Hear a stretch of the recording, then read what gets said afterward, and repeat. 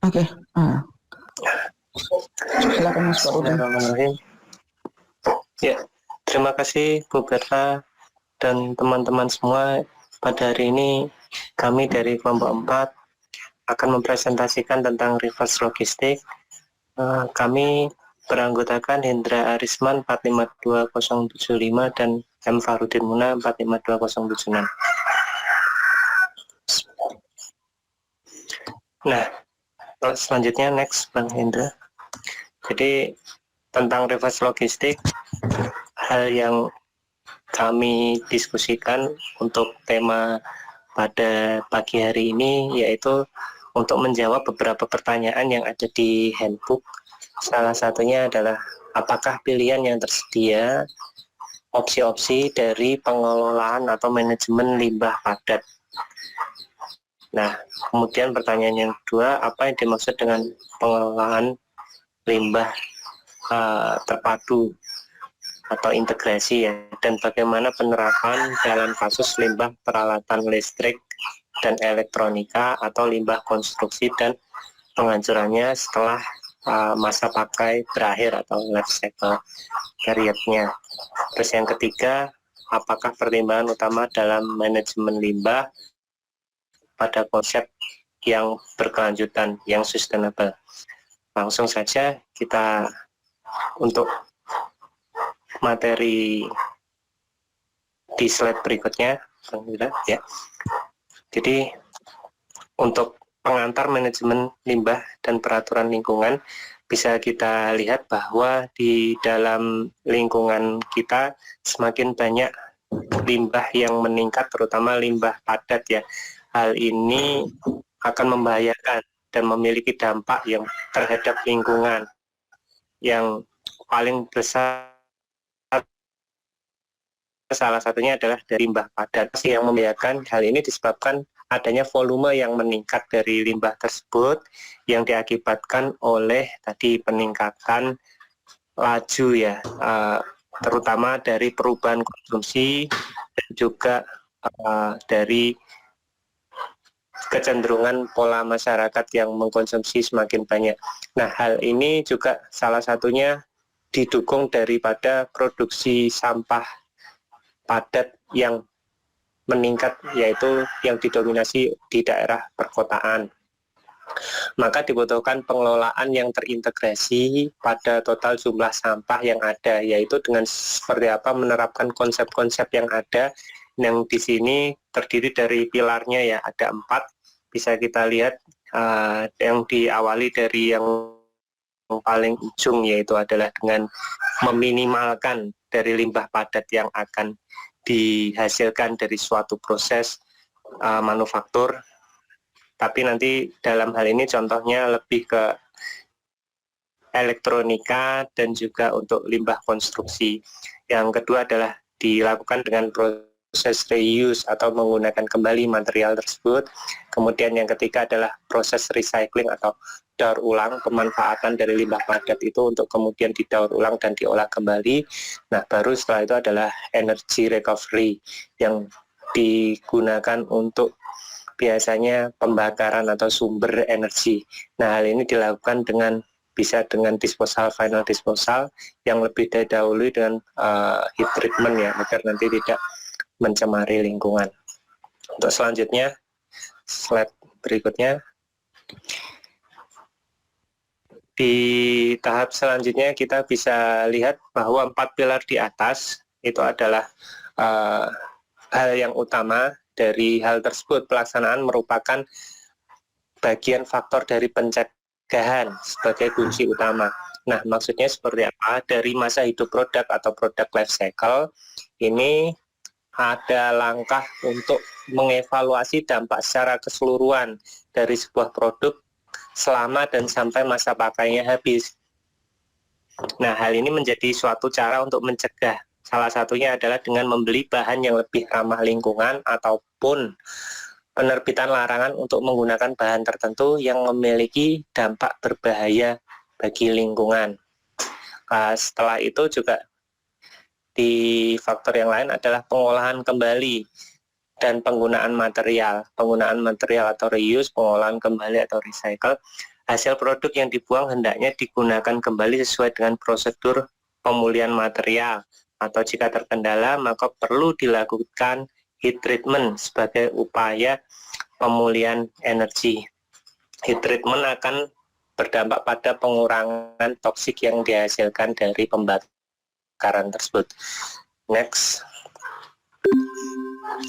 Nah, di sini bisa kita lihat ya, saya ngambil gambar dari internet tentang penggunaan polutan atau pengotor berpengaruh terhadap apa sih yang sebenarnya perlu dipertimbangkan yang selama ini sadari, yaitu biaya tentang impact dari polutan tersebut atau dampak polutan tersebut terhadap lingkungan atau upaya dalam memelihara lingkungan. Itu ada cost-nya sendiri. Maka hal ini bisa diimplementasikan dengan mengurangi sampah yang dihasilkan, juga dengan mengoptimalkan dari desain itu atau redesign kembali dari produk tersebut sehingga memberikan kemudahan untuk penggunaan kembali dan pemulihan terhadap bahan material yang nanti sudah berakhir masa pakainya. Hal ini merupakan wujud kesadaran untuk ditingkatkan dari produsen dan manufaktur yang ada. Bisa kita lihat dari gambar tersebut. Jadi misalkan material tersebut ditumpuk atau berada di dalam TPA ya, tempat pembuangan akhir. Nah, itu juga akan mempengaruhi terhadap tanah yang ada di sekitarnya. Kemudian nanti kandungan-kandungan materi yang berbahaya akan juga diserap oleh tanaman yang kemudian juga akan dimanfaatkan oleh manusia, misalkan untuk bahan makanan atau bahan ternak, pakan ternak dan lain-lain, ataupun juga terkena air hujan yang nanti akan mengalir ke sungai-sungai. Nah, ini memiliki dampak yang buruk terhadap kesehatan. Jadi maka kita harus memperhatikan hal tersebut. Nah, pembuangan akhir juga diharapkan mengelompokkan faktor dari manajemen sampah. Pengelolaan tersebut memperhatikan adanya penggunaan kembali dari tempat TPA ya. Di slide selanjutnya bisa kita lihat, jadi untuk polutan. Nah, ini yang naik itu bisa kita lakukan dengan cara mendesain kembali produk. Jadi produk tersebut nanti mudah untuk digunakan kembali atau reuse dan recycle. Dengan cara seperti itu maka hasil dari polutan yang mencemari bumi akan bisa ditekan, diturunkan. Nah, di negara-negara di dunia itu sendiri terdapat perbedaan antara yang satu dan yang lain. Untuk negara yang sudah memiliki sistem yang lebih tertata dan undang-undang seperti ini, salah satunya pengelolaan limbah elektronik di Jepang, dia langsung terstruktur yang bisa dilihat di bagian sebelah kiri. Sedangkan di daerah yang lain di Ghana itu dia belum ada pengolahan yang baik sehingga hanya ditumpuk di tempat pembuangan akhir. Nah, itu bisa kita lihat. Jadi harapannya faktor ini juga didukung dari dua belah pihak, baik dari government ataupun dari sisi manufaktur pembuat produk itu sendiri. Next, selanjutnya. Nah, contoh kasus limbah peralatan elektronik dan elektrik ya yang ada. Nah, apa sih limbah elektronik dan elektrik itu? Nah, di sini di buku disingkat jadi EEE ya. Kalau atau WEEE yaitu sampah elektronik. Didefinisikan peralatan yang nanti sudah tidak dipakai, yang nanti menghasilkan limbah padat yang berasal dari peralatan elektronik yang bekerja dengan baik dari arus elektrik atau medan elektromagnetik yang berkisar antara 1000 volt AC atau sampai 1500 VDC pakai arus DC ya. Nah, poin-poinnya apa dari limbah elektronik di sini? Kenapa kok lebih diperhatikan daripada limbah yang lain? Nah, ini merupakan sektor bisnis yang tercepat di dunia daripada di sektor-sektor yang lain. Nah, kemudian pertumbuhan tahunan dari sektor ini untuk limbah sampahnya itu kurang lebih 3-5%. Kemudian material yang digunakan untuk menyusunnya itu lebih cenderung kompleks, sehingga butuh penanganan yang secara lebih khusus ya dibanding misalkan hanya limbah plastik kita keseharian atau sampah yang lain.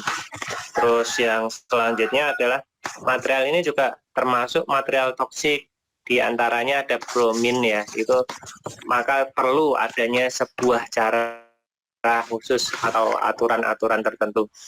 Kemudian selanjutnya adalah pengaturan yang luas dalam sektor elektronik WEE yang berhubungan dengan lingkungan. Jadi sudah adanya aturan ini menyebabkan kita harus taat ya untuk memperhatikan bagaimana pengolahan dari limbah elektronik tersebut.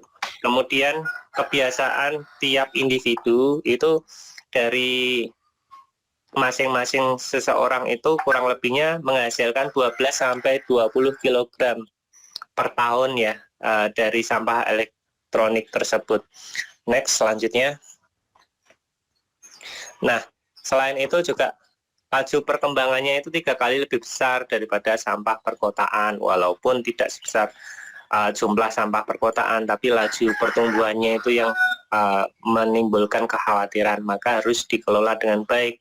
Kemudian dari sampah elektronik tersebut 1% WEE dari total tersebut adalah merupakan elektronik kecil, dan sebagian besar adalah metal besi, hampir setengah dari IT serta produk komunikasi.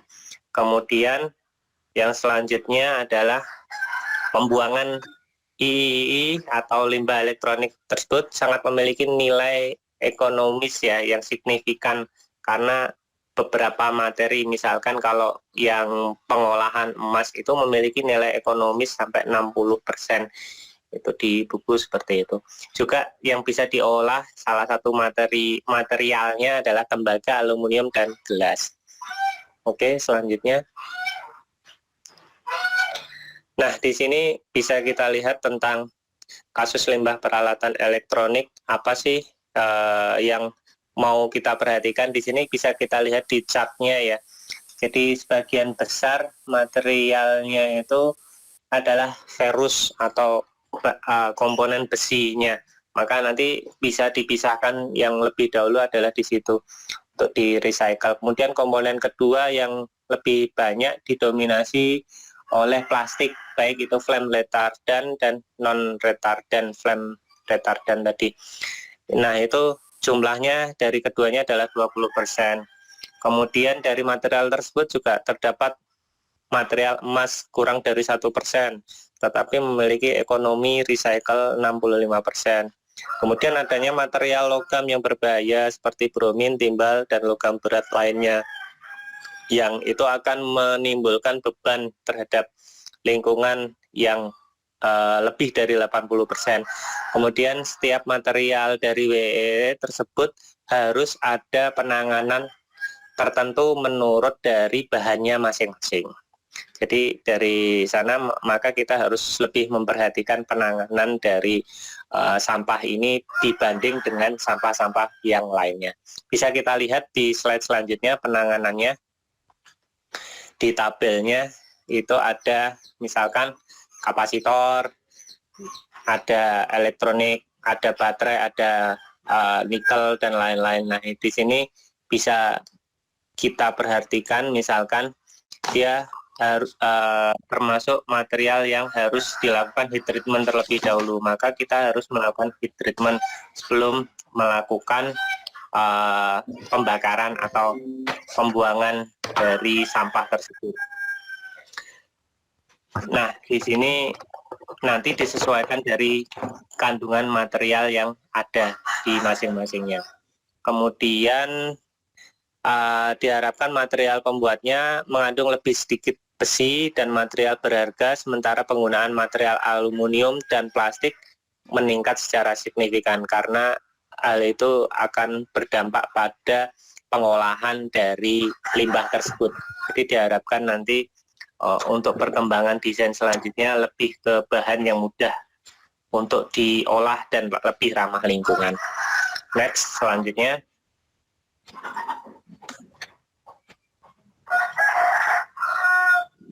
selanjutnya Mas Indra.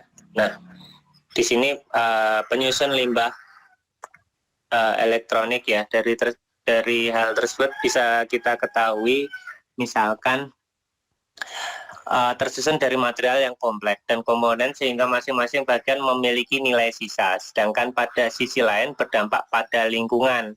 Dari penilaian III membutuhkan akhir masa hidup yang lebih tertentu ya dibanding material-material yang lainnya. Kelangsungan dari berbagai macam metode pembuangan akhir bersamaan dengan strategi yang terintegrasi, yaitu misalkan reuse atau penggunaan kembali, daur ulang, dan pemakaian kembali materi, juga dilakukan pengolahan panas atau heat treatment untuk recovery energi, bahkan pembuangan akhir atau final disposal yang aman terhadap lingkungan. Nah, hal ini perlu diperhatikan sesuai dengan diagram yang ada. Jadi di situ ada reuse, ada recycling, ada processing of hazardous material ya. Jadi itu dikelompokkan berdasarkan dari material yang menyusun dari bahan tersebut. Misalkan sama-sama sampah elektronik, misalkan dia hanya karbon ini ya, misalkan layar dari monitor, dia akan berbeda dengan pengolahan dari PCB yang memiliki banyak komponen seperti itu. Karena kalau misalkan monitor, dia lebih banyak tersusun dari gelas dan aluminium atau plastik. Next, selanjutnya. Nah, jadi dari tabel tadi kemudian akan ada tahapan ya, tahapan ketika sampah elektronik itu ada, itu dilakukan yang pertama adalah proses separasi yang awal ya, di jajar genjang awal itu nanti dikelompokkan apakah itu material yang mengandung besi atau ferrous ya, dengan material yang non logam atau tidak mengandung besi. Nah, di situ nanti terpisah menjadi dua dan juga akan terpisah juga residu awal. Nah, dari tahapan yang pertama kemudian dilanjutkan ke tahapan kedua yang akan memisahkan dari material non logam yang ada untuk mendapatkan material koper atau tembaga dengan aluminiumnya. Kemudian juga akan dihasilkan residu atau sisa yang dari bahan-bahan tersebut juga menghasilkan plastik. Sedangkan plastik sendiri nanti diolah bisa dengan recycling atau langsung TTU ya, treatment thermal unit, mohon maaf, atau landfill atau di tempat pembuangan akhir seperti itu. Next, selanjutnya.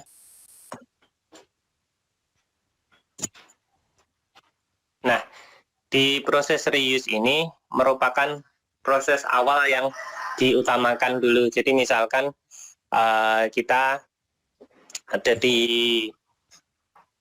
memiliki sampah ya, maka kita berusaha untuk menggunakan proses itu atau komponen tersebut sesuai dengan aslinya. Misalkan kalau ada komponen elektronika kan bisa dikategorikan ada RAM, ada motherboard. Nah, itu masih bisa difungsikan secara terpisah atau VGA dan lain-lain.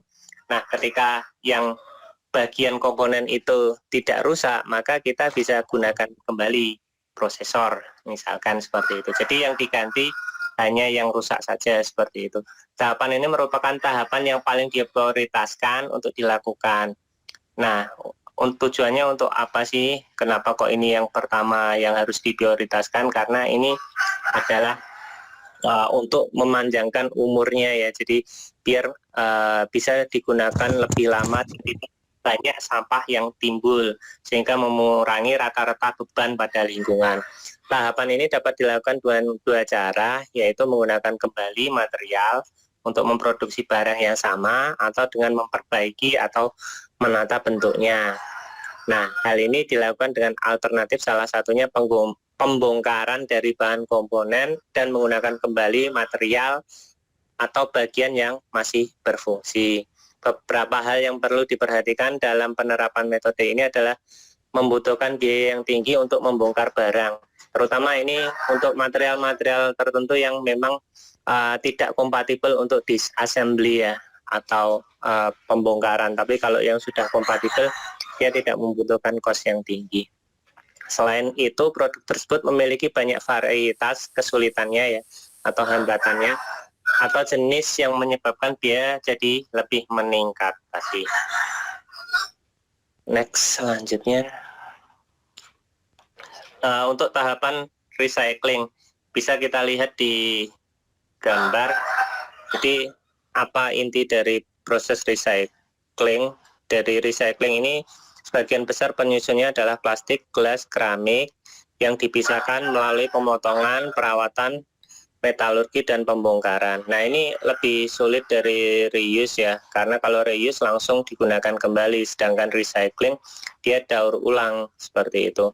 Nah, dilakukan proses pemisahan dengan pemotongan. Nah, di buku dicontohkan salah satunya adalah proses pemisahan elektrostatik, kemudian ada proses pemisahan udara dan pemisahan induktif.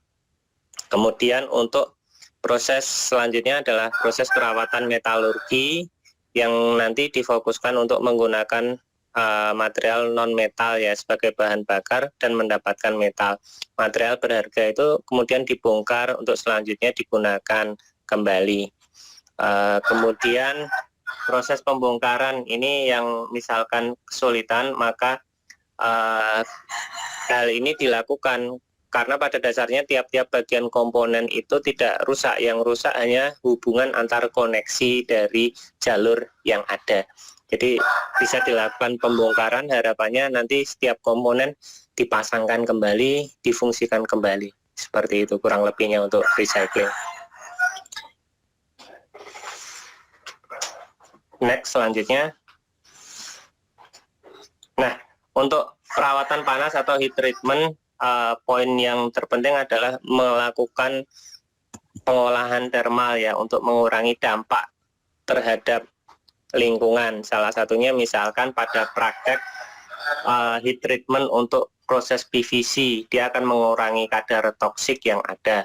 Kemudian yang lainnya adalah dari pembakaran yang selain toksik, itu misalkan yang dikhawatirkan adalah hasil dari dioksin dan furan dari pembakaran halogen. Nah, ini perlu juga dilakukan heat treatment.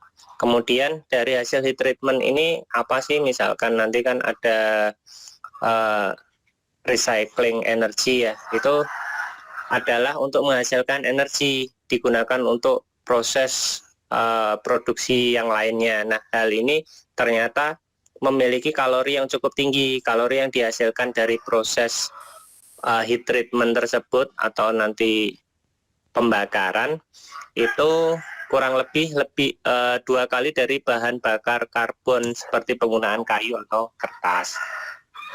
Next, selanjutnya.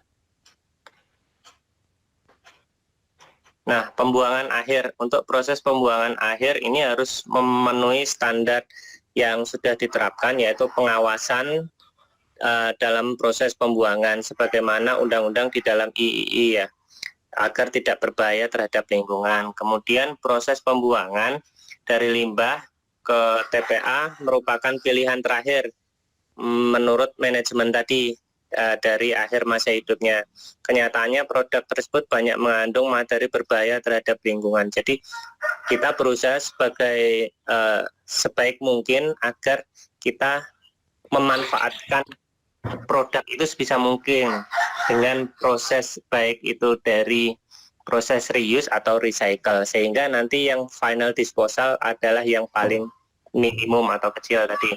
Kemudian isolasi TPA. Kalau memang harus membuang, maka kita harus menyediakan tempat yang jauh atau nanti terisolasi sehingga tidak menimbulkan bahaya atau dampak terhadap lingkungan sekitar, terutama bagi makhluk-makhluk hidup, misalkan manusia atau tumbuhan-tumbuhan di sekitarnya. Itu yang paling perlu diperhatikan dalam pembuangan akhir. Next, selanjutnya. Nah, untuk integrasi manajemen WEEE itu ada beberapa hal yang perlu diperhatikan, misalkan untuk mengakomodasi semua komponen dan pemangku kepentingan, maka diperlukan saling kerjasama. Maka dikembangkan kerangka metodologi serta analisis dengan dua hal berbeda pada tingkat komplementari. Nah, hal ini seperti apa? Salah satunya rangkum dalam 5 poin tersebut, yaitu perlakuan dibutuhkan dari pihak manufaktur untuk meningkatkan evaluasi. Dari pihak manufaktur harus melakukan evaluasi dari produknya terhadap II yang sudah tidak terpakai. Itu yang pertama. Kemudian yang kedua, dari pihak pemerintah, misalkan perlakuan dari pemerintah untuk menyediakan perlengkapan yang dibutuhkan untuk melakukan pengolahan dari limbah II untuk organisasinya, untuk mengoptimalkan pilihan sistem manajemen dari WII tadi. Kemudian selanjutnya yang ketiga, tentang penggambaran bagian utama yang menyusun kerangka metodologi untuk integrasi manajemen aliran WII dapat dilihat pada bagian selanjutnya. Kemudian yang keempat, menekankan untuk adanya reusing ya, dengan pengenalan produk tersebut ke rantai pasok atau menawarkan pada pasar bebas. Jadi misalkan produk-produk varietas lama yang sudah mungkin tidak tertarik lagi atau barang second ya bisa diperkenalkan kembali, harapannya nanti akan mengurangi adanya sampah elektronik yang dihasilkan dan itu juga menjadi lebih bermanfaat daripada langsung dilakukan recycling atau daur ulang. Jadi pengenalan agar produk itu tidak langsung cepat habis seperti itu. Apabila yang terakhir tidak memenuhi, maka pilihan sistem manajemen integrasi dengan meminimalkan biaya transport untuk rantai pasok terbalik tersebut atau reverse logistik untuk tempat pengumpulan yang baik untuk pembuangan akhir dari hasil sampah WII tadi. Jadi maka dilakukan untuk pengumpulan yang terbaik. Nah, bagannya dapat dilihat di slide selanjutnya. Nah, di sini bisa kita lihat dari peran masing-masing antara pemerintah dan pihak produsen atau manufaktur. Di kerangka tersebut akan ada batasan dari masing-masing. Yang pertama dimulai dari government tadi ya, pemerintah memberikan aturan legislation atau nanti perizinan terhadap bagaimana dari setiap perusahaan tersebut melakukan pengelolaan terhadap sampahnya. Nah, dalam hal ini adalah WII, kemudian adanya kerjasama dari pihak pemerintah dan pembuat kebijakan serta pengusaha. Nah, hal ini nanti di list ya dari komponen tersebut yang dihasilkan apa saja limbahnya. Misalkan ternyata ada komponen bromin, ada komponen tadi ferrus itu besinya. Nah, nanti dibuat sebuah penyuluhan dan lain-lain. Nah, hal ini nanti akan lebih terkontrol daripada pemerintah tidak melakukan koordinasi.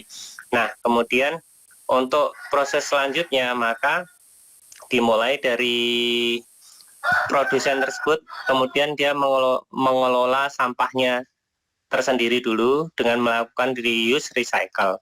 Nah, ketika nanti sudah di reuse recycle masih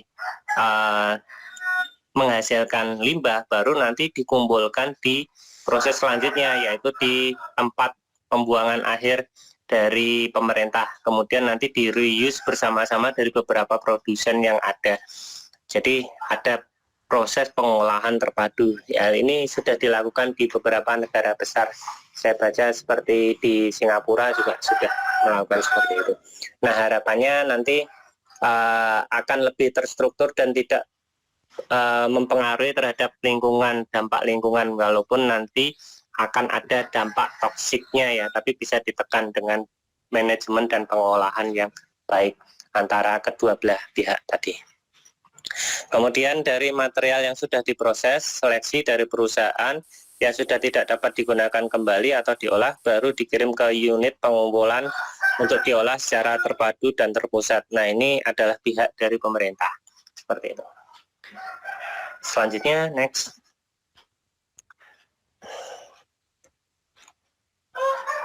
Nah, ini untuk multi kriteria manajemen dari sampah WII, di mana parameter tersebut berkombinasi ya antara yang satu dengan yang lain untuk Nah, pembobotan tertentu ini harus dipertimbangkan semua yang nanti menjadi peringkat akhir dari evaluasi sampah tersebut. Misalkan dia plastik dominan 80%, tapi ternyata dampaknya terhadap lingkungan dia nggak terlalu besar.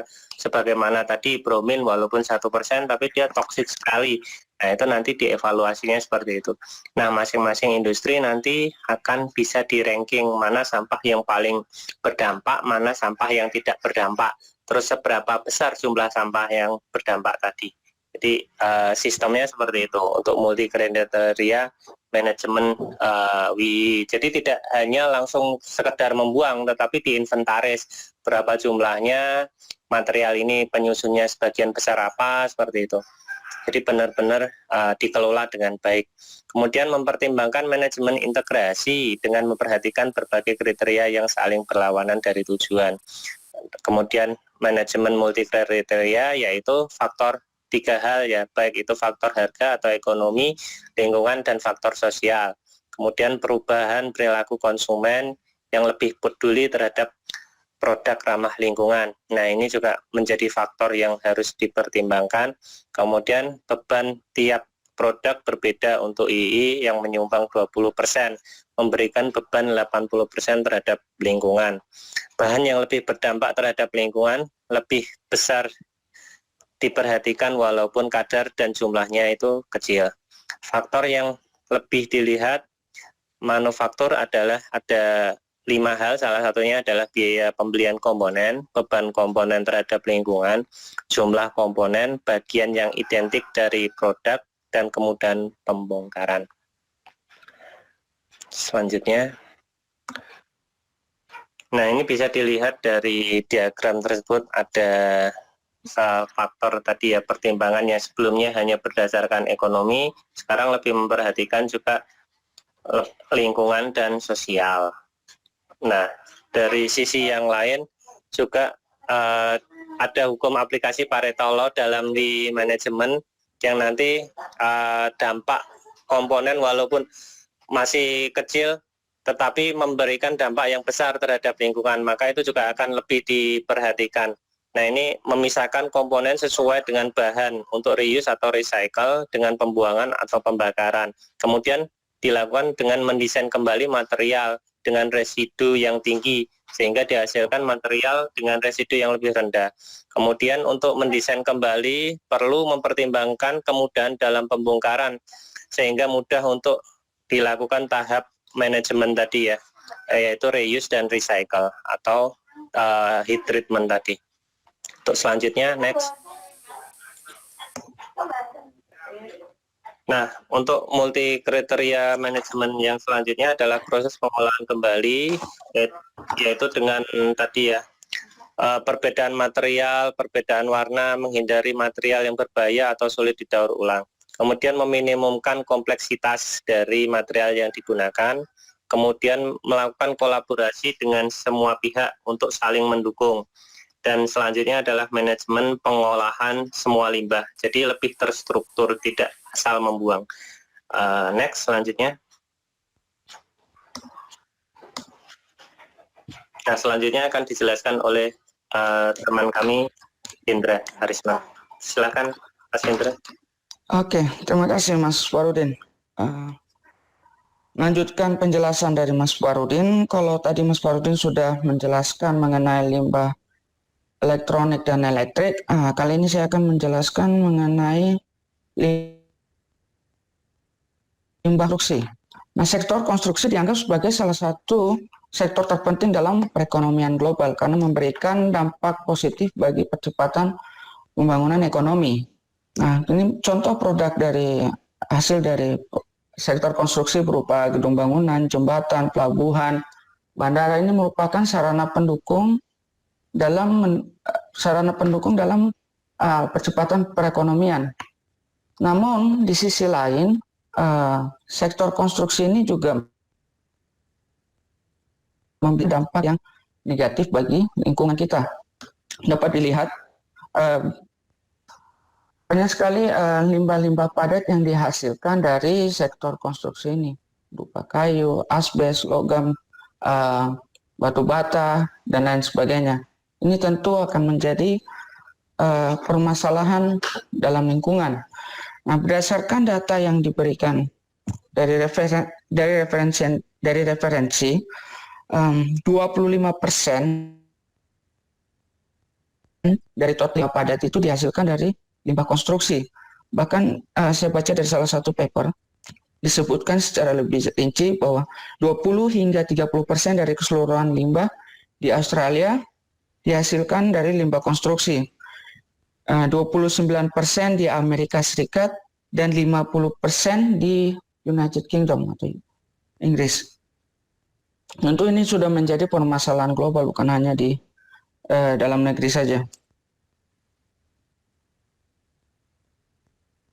Nah, berikut ini merupakan sumber utama dari penghasil limbah konstruksi. Yang pertama ada proyek konstruksi baru. Terus yang kedua ada proyek renovasi konstruksi, di mana ini merupakan pekerjaan peningkatan estetika dan fungsional dari konstruksi yang telah ada sebelumnya. Terus kerusakan akibat antropogenik ekstrim, ini seperti bangunan atau puing-puing limbah konstruksi dikarenakan adanya perang dalam lingkungan tertentu gitu. Terus ada pembongkaran konstruksi di akhir masa pakai, di mana pembongkaran karena gedung tersebut sudah mencapai batas usianya dan dianggap sudah tidak layak untuk digunakan. Terus kemudian ada kerusakan akibat cuaca ekstrim. Ini limbah padat yang dihasilkan karena cuaca, misalnya adanya banjir, gempa bumi, sehingga banyak sekali puing-puing bangunan atau kerusakan bangunan akibat kondisi alam tersebut. Next, ini merupakan jenis ataupun total limbah konstruksi yang dihasilkan tergantung dari faktor-faktor heterogen berikut. Yang pertama ada lokasi konstruksi. Nah, lokasi konstruksi ini mempengaruhi jenis dan total limbah dikarenakan kondisi satu dengan daerah yang lain itu berbeda. Maksudnya konstruksi di daerah dengan di perkotaan dengan di desa itu tentu akan mempengaruhi total limbahnya dan jenis limbahnya. Yang kedua ada ukuran konstruksinya, semakin besar konstruksi maka kemungkinan akan semakin besar juga limbah yang dihasilkan. Ada tahun konstruksi, ada teknik penghancuran. Nah, teknik penghancuran ini akan dijelaskan di akhir penjelasan saya nantinya, karena ada dua jenis teknik penghancuran. Selanjutnya ada tipe konstruksi. Tipe konstruksi maksudnya konstruksinya apakah konstruksi bangunan atau jembatan atau pelabuhan atau bandara, ini tentu mempengaruhi total dan jenis limbah padat yang dihasilkan. Ada juga material konstruksi, ini akan mempengaruhi jenisnya dan bagaimana proses recycle ataupun reuse-nya. Nah, untuk kategori limbah bahan berbahaya dan beracun dalam sektor konstruksi ini dibagi menjadi 3, yaitu material yang bahannya mengandung bahan berbahaya beracun seperti asbes, timbal, dan tar. Terus ada juga material yang dicirikan sebagai limbah berbahaya beracun dikarenakan berada di lingkungan yang terkontaminasi dalam waktu yang lama. Kemudian ada material yang dicirikan sebagai limbah berbahaya beracun karena memiliki kontak langsung atau bercampur dengan limbah berbahaya beracun tersebut. Beracun yang lain. Next, alasan mengapa pengelolaan limbah konstruksi sering diabaikan. Itu terdiri dari dua pertimbangan ekonomis. Yang pertama, proses pengelolaannya ini memakan proses yang tidak sebentar karena memang bahan-bahan yang berat. Terus pertimbangan ekonomis dari nilai jual kembali produk daur ulang itu pasarnya belum ada, karena kalau mau dilihat banyak sekali material-material yang baru yang bisa digunakan. Kalau nilai jual kembali produk daur ulang ini juga relatif kecil, harganya masih murah gitu. sehingga kurang menarik investor gitu untuk mengembangkan pasar daur ulang limbah konstruksi. Next,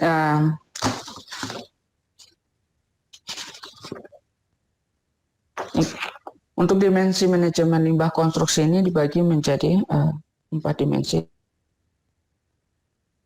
Pertama dimensi, dua ada dimensi lingkungan, dimensi teknologi, dan dimensi legislatif.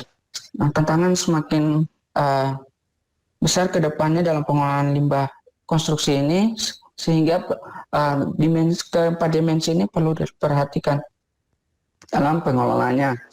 Misalnya dalam dimensi ekonomi, pengembangan pasar baru untuk material-material daur ulang sehingga menciptakan lapangan kerja yang baru dan membangkitkan perekonomian yang peduli akan lingkungan. Terus dimensi lingkungan, pengujian limbah konstruksi agar secara maksimal mencegah masuknya limbah konstruksi ke lingkungan dan mempengaruhi kesehatan dari masyarakat sekitar dan juga pekerjanya. Dimensi teknologi, penggunaan teknologi yang ramah lingkungan untuk mendukung kebijakan pengelolaan limbah konstruksi, dan juga ada dimensi legislatif di mana pemerintah berperan dalam pembuatan aturan ataupun undang-undang yang mengatur perlindungan lingkungan dari limbah konstruksi.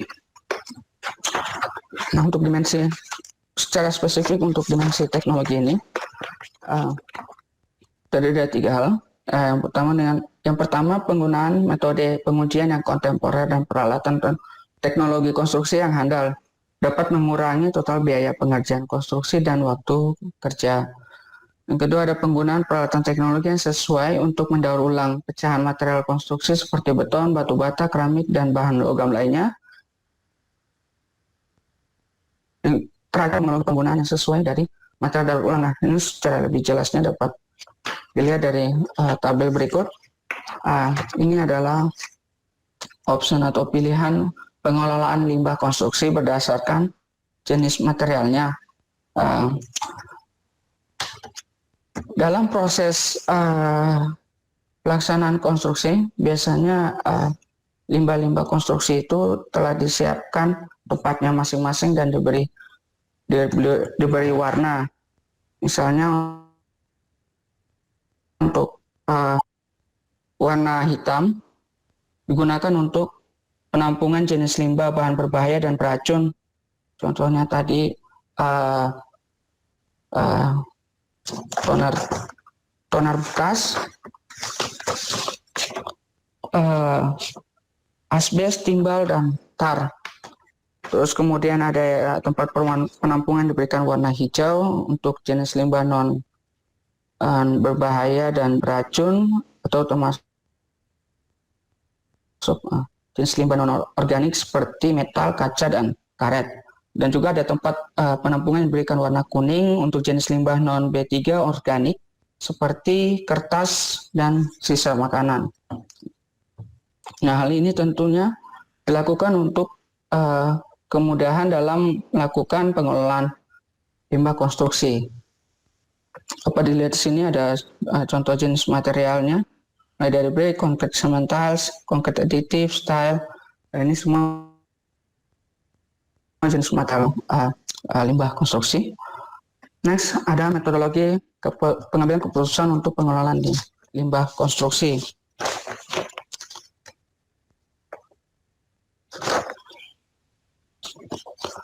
Nah, untuk pengelolaan limbah konstruksi ini dibagi dalam 3 fase. Yang pertama dari fase desain atau perencanaan konstruksi. Yang kedua ada fase konstruksi atau fase penggunaan konstruksi, dan juga fase penghancuran.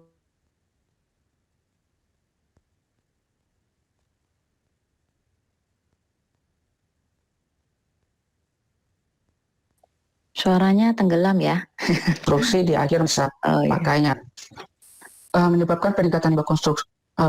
Faktor desain yang menyebabkan peningkatan limbah konstruksi antara lain perubahan desain selama fase kerja, kompleksitas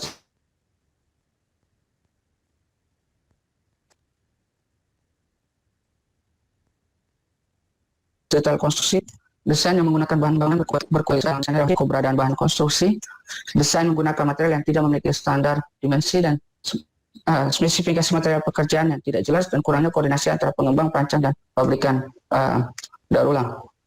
Terus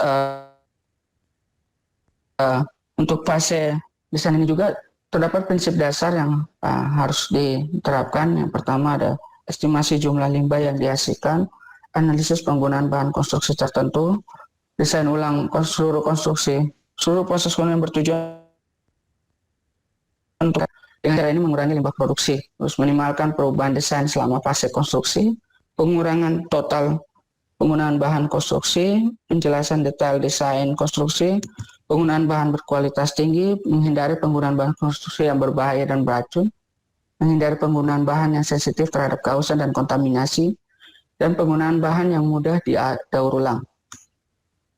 Nah, untuk jenis desain konstruksi ini dibagi menjadi 4 jenis desain, yakni desain berdasarkan perubahan penggunaan di masa depan. Maksudnya desainnya ini mempertimbangkan kalau nantinya konstruksi tersebut akan mengalami perubahan fungsi di masa depan. Terus ada desain yang mempertimbangkan adanya relokasi bangunan di masa depan. Terus desain yang mempertimbangkan penggunaan kembali elemen-elemen atau perlengkapan bangunan, dan juga desain yang berdasarkan penggunaan kembali bahan konstruksi. Nah, masuk dalam fase konstruksi terdapat beberapa faktor utama yang mengakibatkan peningkatan produksi limbah konstruksi. Ada produksi limbah karena kelalaian atau kesalahan tenaga kerja, kurangnya pengetahuan tenaga kerja untuk penggunaan yang tepat dari material dan peralatan yang digunakan selama pekerjaan konstruksi, kerusakan akibat malfungsi peralatan, lalu penggunaan material yang tidak sesuai dengan spesifikasi yang ditetapkan pada fase desain, penyimpanan material yang tidak tepat di lokasi konstruksi, kesalahan dalam pengadaan bahan, misalnya ukuran pesanan, jenis bahan, kualitas bahan, dan ada juga kesalahan dari pemasok dalam memberikan bahannya yang diminta. Terus ada kerusakan selama pengangkutan material dari pemasok ke lokasi atau dari tempat penyimpanan sementara ke lokasi konstruksi. Terus kemampuan manajer proyek untuk melakukan pasokan material dalam jumlah yang besar. Terus ada juga penjualan material di lokasi dan kerusakan yang disebabkan oleh vandalisme. Lalu ada keausan bahan karena kondisi cuaca atau penyimpanan sementara yang tidak tepat di lokasi. Nah, berikut ini merupakan prinsip dasar yang perlu diperhatikan dalam fase konstruksi. Yang pertama, kolaborasi yang baik antara seluruh personel rantai pasok, termasuk dalamnya pemasok, manajer proyek, pekerja konstruksi, pendaur ulang, dan pendaur ulang limbah konstruksi. Adanya edukasi yang tepat kepada personel yang terlibat dalam fase konstruksi tersebut, pemilihan dan penerapan teknik konstruksi untuk meminimalkan produksi limbah konstruksi. Hindari penggunaan bahan konstruksi yang berbahaya dan beracun jika memungkinkan. Penerapan kebijakan just in time untuk pengadaan bahan. Untuk kebijakan just in time ini maksudnya pengadaan bahan yang dilakukan pada saat itu juga atau on the spot berdasarkan permintaan personel di lapangan. Jadi tidak adanya inventory bahan di lapangan. Terus penyediaan dan penggunaan bahan konstruksi daur ulang, penyediaan dan penggunaan bahan berkualitas tinggi sesuai dengan spesifikasi desain untuk menghindari pergantian bahan di masa mendatang. Yang terakhir ada pasokan material yang sesuai dengan spesifikasi desain untuk mencegah adanya pemborosan. Nah, berikut merupakan fase penghancuran atau pembongkaran pada akhir masa pakai konstruksi yang bertujuan untuk pengelolaan yang optimal dari limbah konstruksi yang dihasilkan dari pembongkaran dapat dicapai melalui pengembangan sebuah kerangka metodologis terintegrasi untuk pengelolaan limbah konstruksi. Kerangka yang diusulkan terdiri dari 2 tahap, yakni evaluasi konstruksi dan optimalisasi prosedur, dan juga ada pelaksanaan prosedur. Untuk lebih jelasnya, untuk tahap 1 dilakukan tugas-tugas seperti berikut, yakni penilaian bangunan. Yang pertama, penilaian bangunan, di mana fitur di mana fitur utama yang harus dipertimbangkan adalah tanggal konstruksi bangunan, ukuran dan tinggi keseluruhan struktur, lokasi, dan berbagai karakteristik area dan metode konstruksi yang digunakan karena sangat mempengaruhi proses daur ulang material. Lalu ada penilaian bahan bangunan. Ini merupakan penilaian analitis dari bahan yang berbeda kondisinya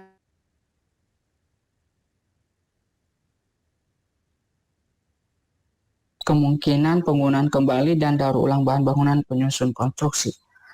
Kemudian ada penilaian lingkungan. Tugas dasar sebelum pembongkaran adalah mengidentifikasi bahan berbahaya dan beracun yang ada di dalam gedung. Keberadaan bahan-bahan tersebut memerlukan penanganan khusus untuk pembuangan akhirnya. Dan untuk tahap kedua, tahap pelaksanaan prosedur, perlu mempertimbangkan lokasi pembongkaran konstruksi harus dipersiapkan. Di mana lokasi pembongkaran konstruksi harus dipersiapkan dengan baik, lokasi penerima material, sisa konstruksi pun harus disiapkan agar mampu menampung keseluruhan material. Setelah itu pekerjaan pembongkaran bisa dilakukan. Nah, untuk prosedur pembongkaran sendiri, saat ini ada dua alternatif metode yang bisa digunakan. Yang pertama ada penghancuran konvensional dan yang pertama ada penghancuran konvensional, yang kedua ada dekonstruksi selektif. Untuk penghancuran konvensional ini bertujuan untuk menghancurkan permanen bangunan dalam waktu yang singkat dengan menggunakan alat mekanis seperti doser, crane, dan bola besi. Dalam beberapa kasus, penghancuran konvensional ini menggunakan bahan peledak atau implosing, terutama dalam kasus penghancuran gedung-gedung tinggi. Penghancuran konvensional ini menghasilkan terciptanya limbah campuran karena seringkali bahan yang dihasilkan tidak dapat atau sulit dipisahkan sehingga menyulitkan proses recycle ataupun daur ulang dari limbah padat hasil dari pembongkaran tersebut. Nah, yang kedua ada metode dekonstruksi selektif. Metode dekonstruksi selektif ini dapat didefinisikan sebagai metode penghancuran bangunan dengan cara memastikan pembuangan bahan berbahaya dilakukan secara aman dan memaksimalkan kembali prosedur aktivitas daur ulang dari bahan yang tersisa. Proses dekonstruksi selektif bangunan dapat dicirikan sebagai kebalikan dari proses konstruksinya. Dengan kata lain, bahan akhir yang ditempatkan selama konstruksi bangunan adalah bahan pertama yang dikeluarkan saat melakukan operasi dekonstruksi selektif. Nah, untuk penjelasan kekurangan ataupun kelebihan dari masing-masing metode tersebut dapat dilihat dari tabel. Lihat dari sisi ekonomi maupun teknologi. Nah, dari perbandingan ini dapat dipahami bahwa penerapan dekonstruksi selektif ini memiliki lebih banyak manfaat lingkungan, ekonomi, dan teknologi. Secara khusus, pengolahan limbah yang dihasilkan dalam konteks proses dekonstruksi selektif menjadikan teknik ini ramah lingkungan sekaligus menghemat sumber daya yang diperlukan pada proses dekonstruksi.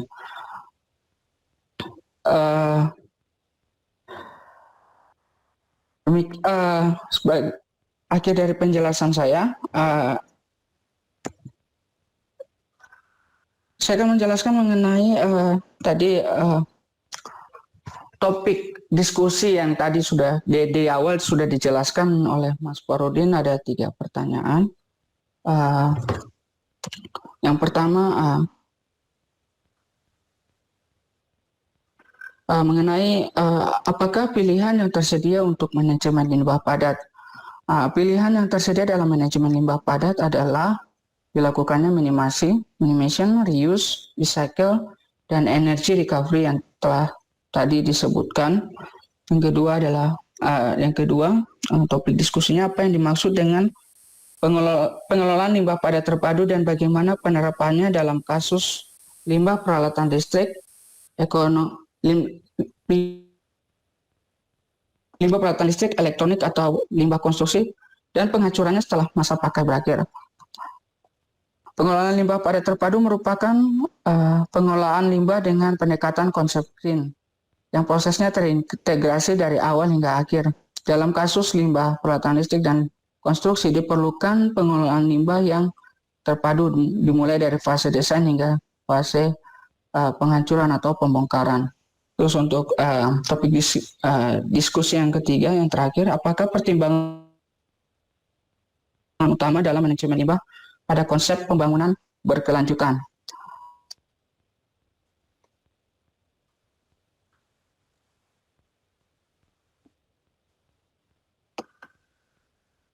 Halo, suaranya kok hilang, Mas Hendra? Manusia dan lingkungan menjadi pilar utama dalam konsep pembangunan berkelanjutan agar tidak membahayakan manusia dan tidak merusak lingkungan. Demikian penjelasan materi mengenai reverse logistik. Apabila ada saran dan pertanyaan, kami persilakan. Terima kasih.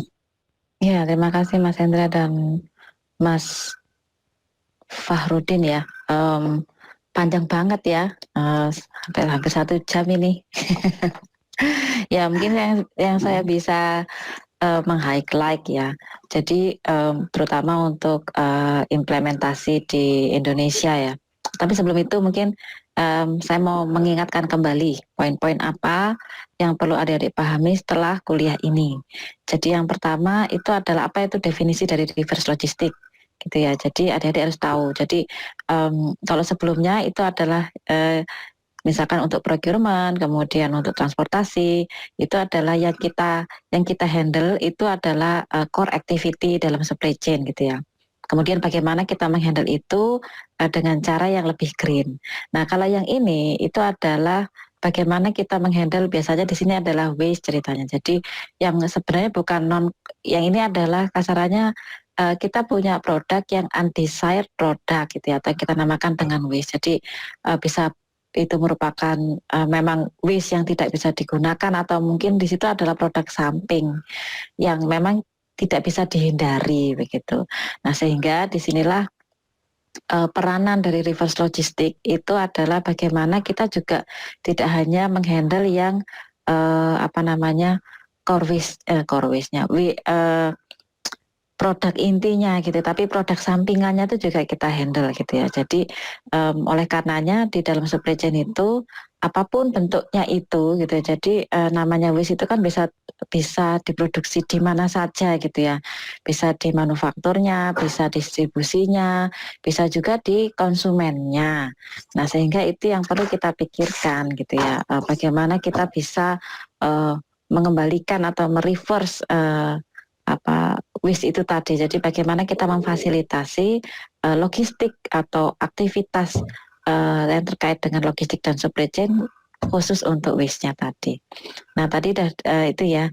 Kemudian poin yang kedua itu tadi udah dijelaskan sangat banyak sekali gitu ya, bagaimana case study gitu ya, case study yang ada di reverse logistik. Dan di sini ada 2 case study yang dibahas yang terkait dengan electrical dan electronic waste, dan yang kedua itu terkait dengan construction waste. Nah, kalau kita lihat di Indonesia, memang untuk yang electrical dan electronic waste itu belum ada gitu ya. Jadi, belum ada aturannya. Beda kalau di Eropa sana sudah ada direktifnya gitu ya. Jadi ada regulasinya, dan regulasinya sudah tingkat EU gitu ya. Sementara di Indonesia itu tidak ada. Saya kurang tahu untuk yang construction ya, apakah ada atau tidak, karena saya tidak update juga gitu ya. Kalau biasanya yang construction itu ya untungnya di Indonesia itu ada yang kita namakan dengan informal sector gitu ya. Jadi di mana apa yang namanya informal sector? Jadi di sini adalah sektor-sektor yang informal, yang di mana intinya kalau namanya informal itu kan tidak terbentuk dengan suatu formal institusi tertentu gitu ya. Tetapi ada pelakunya. Jadi pelaku-pelaku informal ini yang justru membantu kita untuk menghandle waste ini gitu ya. Jadi contohnya kayak barang-barang elektronik itu kan ada pemulungnya gitu ya. Kemudian pemulungnya ini misalkan mempreteli mana barang yang masih bisa direuse kembali, mana yang bisa direcycle kembali kan begitu. Walaupun dengan catatan tadi ya, dengan teknologi yang tidak memadai, sehingga bisa jadi dengan teknologi yang tidak memadai itu mungkin akan create environmental impact yang cukup tinggi gitu. Jadi ini sebenarnya ya itu tadi, kalau belum ada aturan. Kalau di Eropa sana sudah diatur ya. Jadi kita buang sampah televisi itu aja bayar gitu ya. Tetapi kemudian dipastikan bahwa itu dihandle dengan secara terpusat biasanya dan dengan menggunakan alat dan teknologi yang appropriate.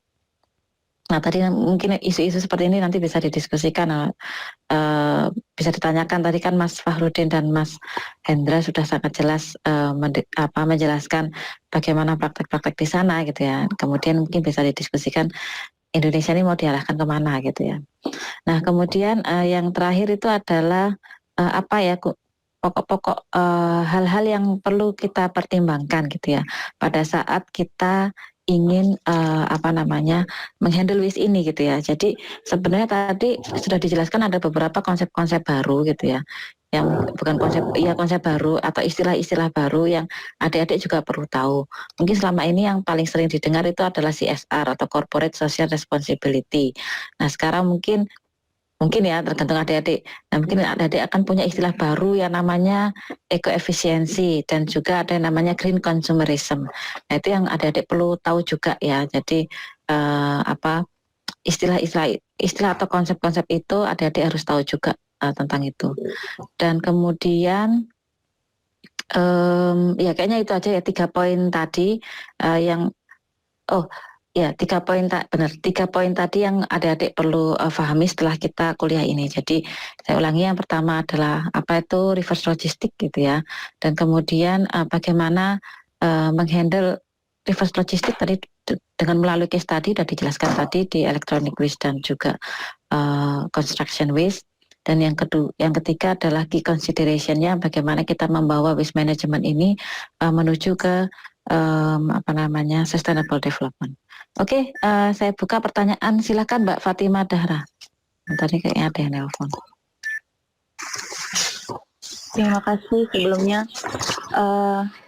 Sebelumnya saya mohon maaf kalau pertanyaannya sedikit out of topic. Jadi saya mau bertanya, sekarang ini kan kita mulai memasuki era IoT atau Internet of Things, di mana belanja online sedang hype dan bahkan direkomendasikan untuk dilakukan terutama selama pandemi ini.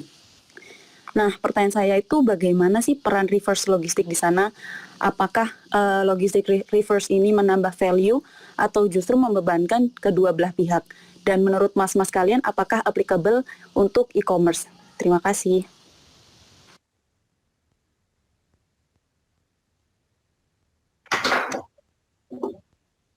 Ya silakan dijawab, nggak harus saya persilahkan ya. Oh, boleh langsung, Bu. Ya langsung aja. Ya, terima kasih pertanyaannya Mbak Dara ya. Tadi tentang tren yang sekarang ini kan lebih banyak ke e-commerce. Bagaimana hubungannya dengan reverse logistik ya? Kalau reverse logistik itu penekanannya, kalau yang di buku ya itu limbah padat, Mbak. Jadi kan misalkan kalau dihubungkan dengan teknologi berarti adalah penggunaan material elektronik itu meningkat.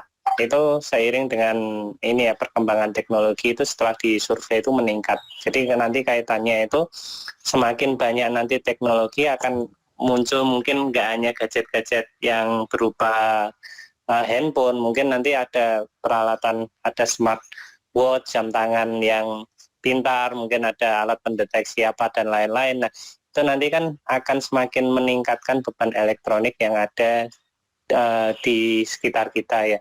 Nah, kaitannya lebih ke IT secara umum, tapi bukan secara ke shoppingnya. Tapi kalau untuk arahnya ke belanja online, itu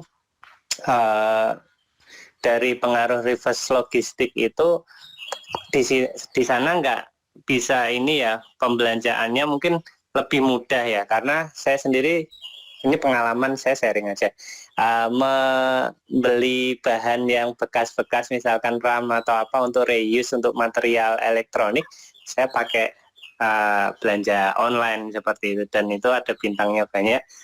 Saya jadi lebih yakin gitu. Jadi misalkan mau mengupgrade dengan RAM yang lebih tinggi, walaupun saya masih DDR2 ya, DDR3 belum yang DDR4, itu saya upgrade jadi 4 GB. Kalau cari di umum itu sulit, di toko-toko saya nyari sudah nggak ada, tapi dengan cara di online saya bisa reuse kembali material yang harusnya itu sudah biasanya dibuang di limbah, saya beli dengan harga yang lebih murah, terus saya pasang juga terhadap motherboard dan peralatan-peralatan yang lain. Jadi lebih ekonomis sih kaitannya dengan reverse logistik. Yang biasa saya pakai reuse itu. Mungkin itu salah satu pengalaman ya dari elektronik. Kalau dari sisi material itu salah satunya penggunaan faba yang dia dari limbah ini ya, hasil pembakaran batu bara, itu sekarang digunakan untuk tambahan atau campuran material untuk pembuatan batu bata. Jadi karena ternyata limbah tersebut tidak limbah yang toksik, tidak berbahaya, jadi dia menjadi alternatif. Nah itu padahal kan sebelumnya dibuang ya, yang limbah das itu, faba itu, jadi bisa digunakan untuk produksi material yang lain. Jadi itu salah satu aplikasi dari reverse logistik, dan itu kaitannya dengan teknologi sekarang IoT. Dengan berkembangnya IoT itu informasi akan lebih menyebar, jadi orang lebih bisa peka, lebih bisa memilih bahan-bahan yang lebih ramah lingkungan. Pasti itu sangat mendukung sekali seperti itu. Itu dari sisi pendapat saya ya, yang dari kaitannya dengan material ini. Mungkin silakan Mas Hendra menambahkan. Menambahkan sedikit penjelasan atau jawaban dari Mas Farudin. Bagaimana reverse logistik, bagaimana pembelanjaan online atau e-commerce ini berperan dalam reverse logistik. Nah, pembelanjaan online ini kan mempermudah aktivitas konsumen dalam melakukan transaksi ya. Nah, yang saya highlight di sini terutama dalam pemberian informasi kepada konsumen dari pihak seller ke pihak konsumen. Dengan dari penyediaan informasi ini kan dapat konsumen dapat tahu apa bahan-bahan atau material yang digunakan oleh produsen dalam material tersebut, sehingga dapat mempermudah bagi konsumen itu memikirkan apakah produk tersebut ramah lingkungan atau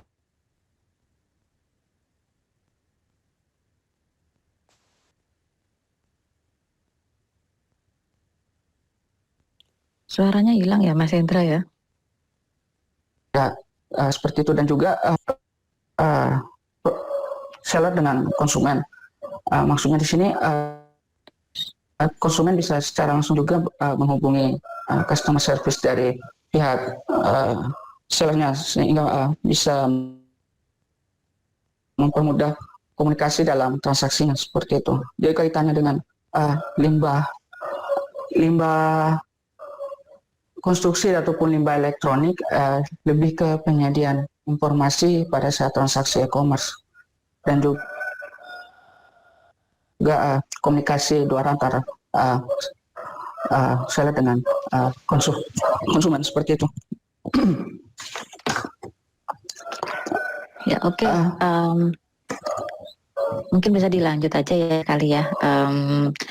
Kalau dari saya sendiri ya, kalau e-commerce itu sebenarnya di satu sisi memang bagus ya. Bagusnya itu adalah informasinya itu udah, jadi misalnya nih ya. Tapi saya terus terang mudahnya itu maksudnya adalah kita bisa nge-trace gitu ya, ini barang ini sampai ke siapa, dan kemudian misalnya nih ada pemilik yang ternyata salah kirim gitu ya, itu kan mudah sekali untuk dikembalikan gitu ya. Tetapi terus terang saja, saya belum pernah melihat implementasi terkait dengan reverse logistik. Jadi misalkan kita udah pakai barangnya nih, kemudian barang itu ada waste-nya. Misalkan nih contoh, saya beli satu krat minuman gitu ya, kemudian di situ ada botolnya, kemudian saya kembalikan gitu ya. Kayaknya sih itu belum tercover di e-commerce gitu ya. Paling ya tercover ya kalau misalkan kita udah sama distributor gitu ya, tapi tidak menggunakan e-commerce. Ya mungkin itu saja tambahan, tapi nggak terlalu penting sih. Cuma mungkin menurut saya di sinilah potensinya gitu ya. Jadi sebenarnya salah di satu sisi ya, reverse logistik itu dulunya itu belum terimplementasi karena adalah susah untuk mengkolek produk-produk yang sudah tidak terpakai lagi gitu ya. Tapi dengan adanya e-commerce itu sebenarnya membantu untuk informasinya itu produk ini ada di mana gitu. Tetapi memang belum dimanfaatkan sampai sejauh itu. Ya itu mungkin bisa jadi potensi untuk kedepannya. Oke, saya lanjutkan. Monggo pertanyaan. Tadi saya sempat nulis urutan yang angkat tangan ya, karena tadi sambil nunggu presentasinya, jadi saya lihat siapa aja yang angkat tangan. Silakan yang nomor 2 itu kayaknya tadi yang angkat tangan kedua itu Mas Fadil ya. Silakan. Ya, terima kasih Bu.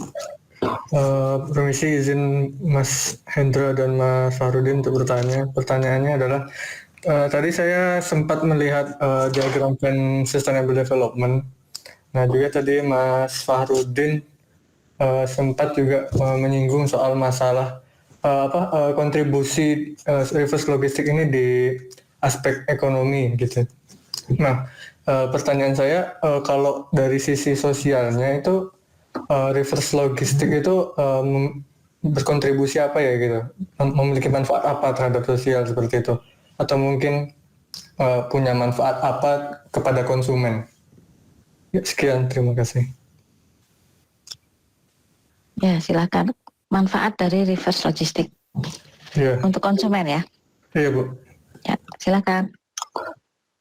Iya, terima kasih pertanyaannya dari Mas Fadil.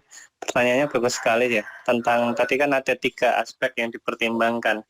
Yang salah satunya juga kita ketahui yaitu ada faktor ekonomi, faktor lingkungan, dan faktor sosial, atau yang ditanyakan ini lebih ke konsumen. Nah, konsumennya itu apa sih sebenarnya? Nah, sebenarnya ketika kita telusuri kembali sebenarnya lebih kepada faktor nanti ya.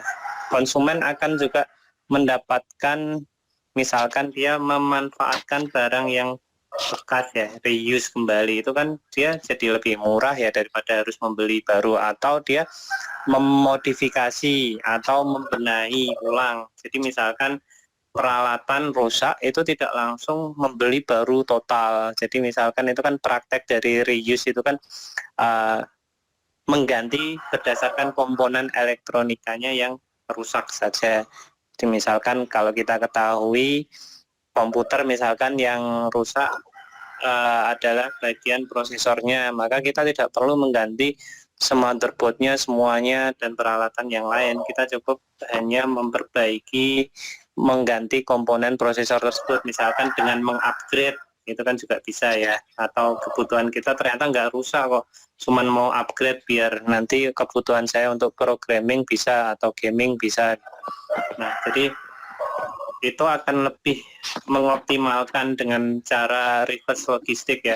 Misalkan tukar tambah, itu saya juga prakteknya seperti itu juga. Jadi misalkan mau mengupgrade gitu, barang saya yang lama saya jual, saya belikan barang yang baru dengan penjual tersebut, nanti tinggal tambah berapa. Nah itu kan tukar tambah itu akan lebih meminimalkan cost yang saya keluarkan daripada ketika tidak melakukan hal itu. Juga nanti barang-barang yang di rumah juga tidak menumpuk banyak gitu kan, daripada kita selalu membeli barang yang baru. Itu salah satu yang dirasakan, saya rasakan pribadi seperti itu ya. Mungkin Mas Fadil, mungkin dari Mas Hendra ada tambahan. Yang sedikit menambahkan penjelasan dari Mas Farudin. Tadi di bagian akhir saya sempat singgung mengenai pilar utama dalam konsep sustainable development itu ada dua, yakni manusia dan lingkungan. Manusia mewakili dari sisi aspek sosial dan lingkungan sendiri mewakili aspek lingkungan. Nah, apa yang menjadi dampak dari reverse logistik terhadap aspek sosial bisa dilihat dari pilar manusianya ini, bagaimana reverse logistik ini dapat mempengaruhi secara khusus kesehatan dari masyarakat sekitar konstruksi gitu, ataupun kondisi kesehatan dari masyarakat sendiri terkait penggunaan peralatan elektronik ataupun elektrik. Jadi dengan pengelolaan pendekatan green dimaksudkan agar pengelolaan tersebut memperhatikan dampak sosialnya, mau dilihat dari sisi manusianya, terutama dari sisi kesehatan masyarakat, dan juga kesehatan dari pekerja konstruksinya sendiri. Seperti itu. Gimana, Mas Fadil? Iya, terima kasih Mas Hendra dan Mas Fahrudin. Oke. Mas Fadil. Jadi kesimpulan buat konsumen apa ya? Selain untuk mudah untuk mengganti barang dari sisi teknis dan ekonomi, ada lagi nggak kira-kira?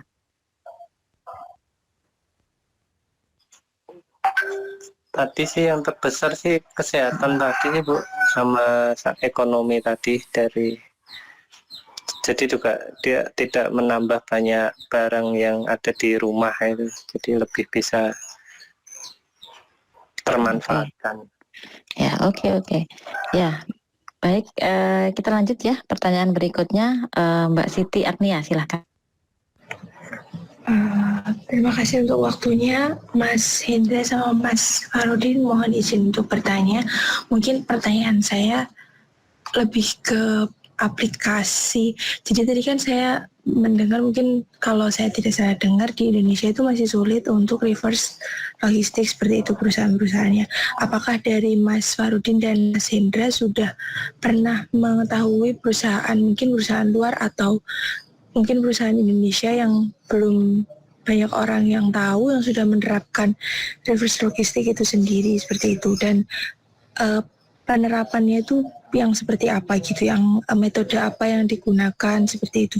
Terima kasih.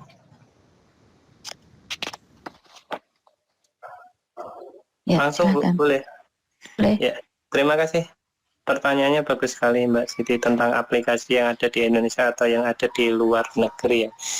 Kalau di Indonesia sendiri sebenarnya sudah lumayan banyak untuk penerapan aplikasi dari reverse logistik. Salah satunya juga untuk pengolahan limbah plastik, itu dia dibakar, dicetak, terus digunakan untuk material pembuatan paving. Itu sudah ada ya di Jawa Tengah. Terus saya lihat itu kan dari sampah, benar-benar dia tiap hari mendapatkan material dari lingkungannya, itu seperti itu. Itu yang saya perhatikan dan saya tertarik sekali itu. Terus yang keduanya juga yang pernah saya coba pelajari dan saya aplikasikan tapi di waktu S1, itu pengolahan untuk minyak yang sudah digunakan ya, minyak goreng jelantah untuk biodiesel. Nah, itu melalui proses estrifikasi dan transestrifikasi. Itu bisa jadi seperti itu. Jadi yang sebelumnya jadi limbah yang berbahaya, nanti dibuang di lingkungan, bau dan lain-lain, dengan dimanfaatkan itu bisa menjadi bahan baku yang lain yang lebih bermanfaat. Tapi memang skalanya belum terdukung ya dengan yang skala besar atau ada pabrik yang besar, itu belum ada saya lihat ya selama ini seperti itu. Mungkin kalau di luar negeri sudah lebih tertata. Kemarin yang dicontohkan dari Bu Berta itu kan yang di McD itu ya, salah satunya menggunakan pengolahan minyak jelantah seperti itu. di industri-industri yang lain hampir semua baik di luar negeri ya itu sudah menggunakan metode reverse logistik. Jadi dampak lingkungan itu sudah benar-benar diperhatikan dengan mendesain agar nanti material apapun yang dihasilkan limbahnya itu mudah diolah atau nanti tidak mencemari lingkungan yang sangat beresiko gitu. Jadi lebih menggunakan material-material yang degradable yang tidak membutuhkan waktu lama atau tidak beracun terhadap lingkungan. Itu sih yang saya ketahui dan saya baca. Mungkin bisa ditambahkan dari Mas Hendra. Terima kasih. Oke, untuk tambahan sedikit dari saya, secara spesifik mengenai perusahaan yang berhasil menerapkan reverse logistik itu saya jujur belum punya datanya perusahaan apa aja yang berhasil, karena menurut saya untuk terkait limbah konstruksi ataupun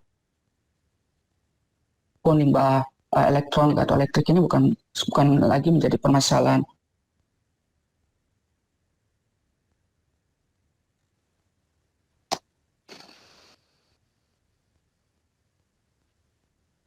Halo, kayaknya sinyalnya Mas Hendra ini ya. Pada saat konstruksi, tapi juga nih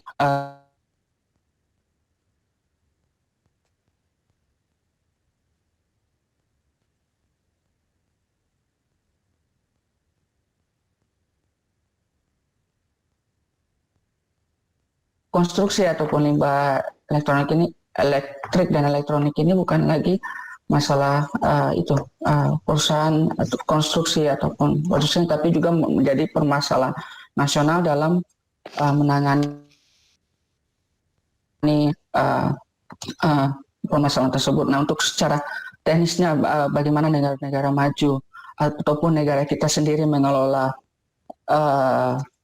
limbah tersebut, saya juga belum punya datanya secara pasti. Namun karena proyek konstruksi dan perkembangan elektronik ini kan masih terus berjalan ya, kita nggak tahu sampai kapan, tapi sebenarnya yang diperlukan itu kebijakan ataupun aturan yang bisa mengawas ataupun mengevaluasi setiap sektor dari perkembangan konstruksi ataupun elektronik ini. Seperti itu. Terima kasih. Ya, saya rasa kayaknya contohnya tadi yang tadi Mas Hendra putus-putus ya, saya nggak nangkep semua gitu ya. Tapi kalau yang tadi contoh yang sangat bagus sekali dari Mas Fahrudin ya, sudah saya rasa sih menurut saya sudah sufficient. Sehingga mungkin saya lanjutkan saja ya pertanyaannya. Oh ya, ini barusan di chat ada link presensi, silakan adik-adik mungkin bisa sambil nyambi ngisi link presensi untuk kuliah ini. Ya, saya lanjutkan pertanyaannya, silakan Mbak Anissa. Baik, terima kasih atas kesempatannya. Mohon izin bertanya Mas Hendra dan Mas Fahrudin. Berdasarkan presentasi tadi, sebenarnya kalau saya lihat Suaranya agak digedein dikit bisa nggak Mbak ya? Atau tempat saya yang suaranya kecil-kecil ya? Dari tadi saya tuh kayak struggle dengerin bener, padahal ini volumenya udah saya maksimalkan. Udah jelas internet belum saya ya? tuh, ini headset saya mungkin yang error ya. Udah cukup jelas belum ya Bu? Agak teriak dikit mungkin ya? Atau deket mic lah setidaknya. Kayaknya jauh suaranya. Ya udah saya teriak aja. Jadi yang lain mungkin denger ya? Mungkin berarti kayaknya headset saya yang bermasalah ini. Jadi Kecil kalau yang banget suaranya. saya lihat itu sebenarnya yang dapat mendorong terjadinya reverse logistik ini adalah return produknya. Jadi barang yang digunakan oleh konsumen itu kembali, karena mungkin memang yang bisa mengolah itu bisa jadi produsennya. Nah, pertanyaan saya itu gimana sih caranya mengedukasi ke masyarakat, ke konsumen agar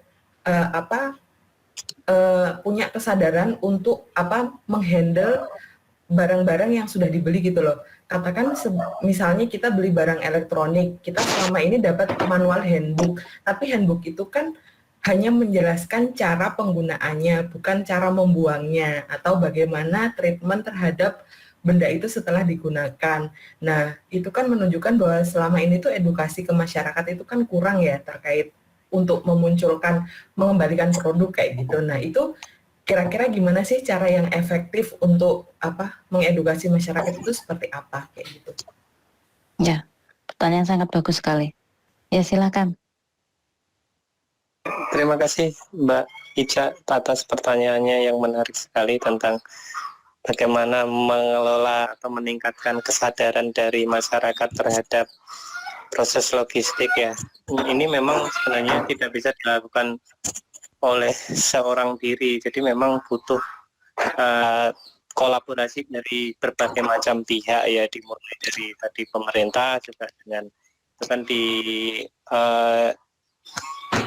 presentasi tadi kan ada salah satunya untuk pertama reverse logistik itu kan ke produsennya dulu. Nah kalau produsennya aja yang bikin sudah nggak pernah sadar, apalagi ya untuk ke ini ya masyarakat umum, karena dampaknya yang lebih banyak signifikan itu lebih ke masing-masing produsen atau manufaktur itu. Nah sedangkan dari sisi manufaktur itu tidak akan bisa lebih tersadarkan kalau belum ada dorongan intensif terutama dari government, dari peraturan-peraturan yang ada untuk nanti membuat sebuah komunitas-komunitas itu bisa dilakukan. Jadi pertama satu adalah kolaborasi dari berbagai macam pihak untuk terus yang kedua itu dimulai dari di produsen atau manufaktur yang dia itu lebih berdampak terhadap reverse logistik tadi.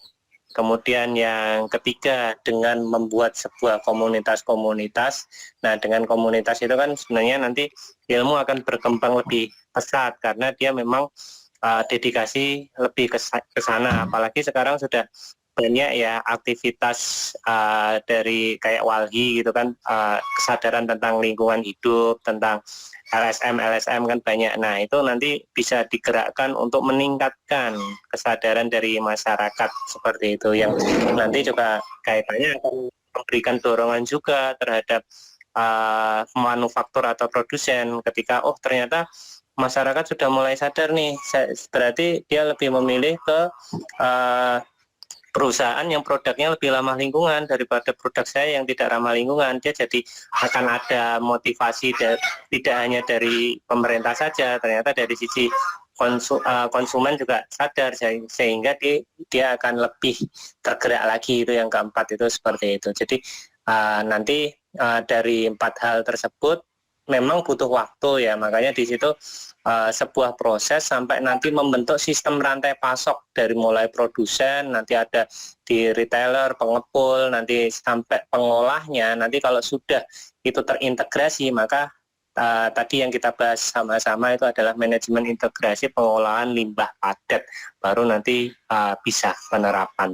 Jadi nanti sampai tersadar, jadi ada bagian-bagiannya tersendiri yang selama ini hanya mengedepankan misalkan ya sudah sampah saya tumpuk saja, ternyata sampahnya di ranking nih, ketika sampahnya lebih banyak ke limbah A nilainya berbeda dengan limbah B seperti itu. Jadi dia akan tersadar dengan hal seperti itu.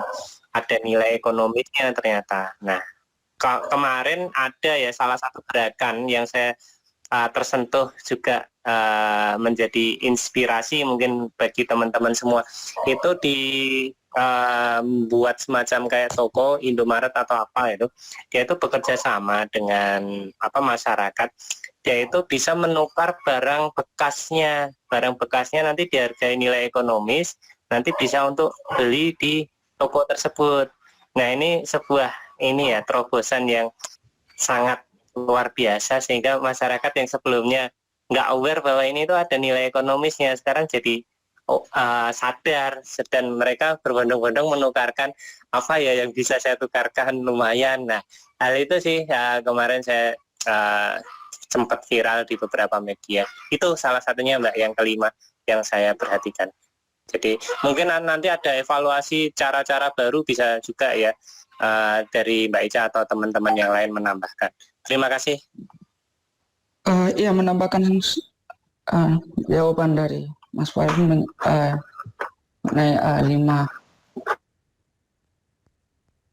hal yang bisa dilakukan untuk mengedukasi masyarakat. Di sini saya hanya menambahkan media informasi yang bisa digunakan untuk mengedukasi masyarakat terkait pengelolaan limbah dari sebuah sektor industri. Beberapa perusahaan ataupun pemerintah sekarang kan sudah kebanyakan sudah mempunyai akun media sosial masing-masing ya, baik itu di Instagram, Twitter, ataupun akun YouTube. Nah, mungkin media informasi tersebut bisa digunakan untuk mengedukasi atau menghubungkan pemerintah dengan masyarakat atau konsumen, ataupun dari produsennya langsung ke masyarakat dengan memberitahukan cara mentreatment limbah yang dihasilkan dari produsen material tersebut, dan juga dari pihak pemerintah pun bisa mengedukasi masyarakat dengan memberitahukan aturan-aturan yang berlaku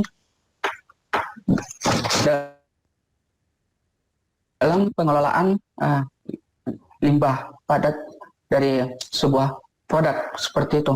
Jadi jangkauannya lebih luas dan pemberitahuan informasinya pun bisa lebih singkat dan padat tanpa harus turun langsung ke lapangan gitu. Seperti itu tambahan dari saya. Terima kasih. Ya, saya rasa cukup ya. Ini juga karena waktu ya, masih ada 4 pertanyaan. Mungkin saya lanjutkan aja ya. Silakan Mas Julfi. Terima kasih Bu Brenda. Ya. Mohon izin tanya Mas Hendra dan Mas Fahrudin terkait metode pengolahan sampah, Mas. Dari metode-metode yang ada, mana yang dirasa paling efektif, Mas, untuk pengolahan sampah gitu. Terima kasih. Ya, terima kasih Mas Julfi atas pertanyaannya. Metode yang paling efektif ya. Metode pengolahan sampah. Kalau tadi ini ya, dari hierarki pilar 4 pilar tadi ya, itu yang paling pertama dan utama. Jadi dimulai dari pencegahan ya, prevention tadi. Jadi konsepnya setiap pihak berusaha untuk meminimalkan hasil dari limbah padat yang nanti akan dihasilkan dari sebuah proses produksi atau manufaktur. Itu yang awalnya lebih dahulu.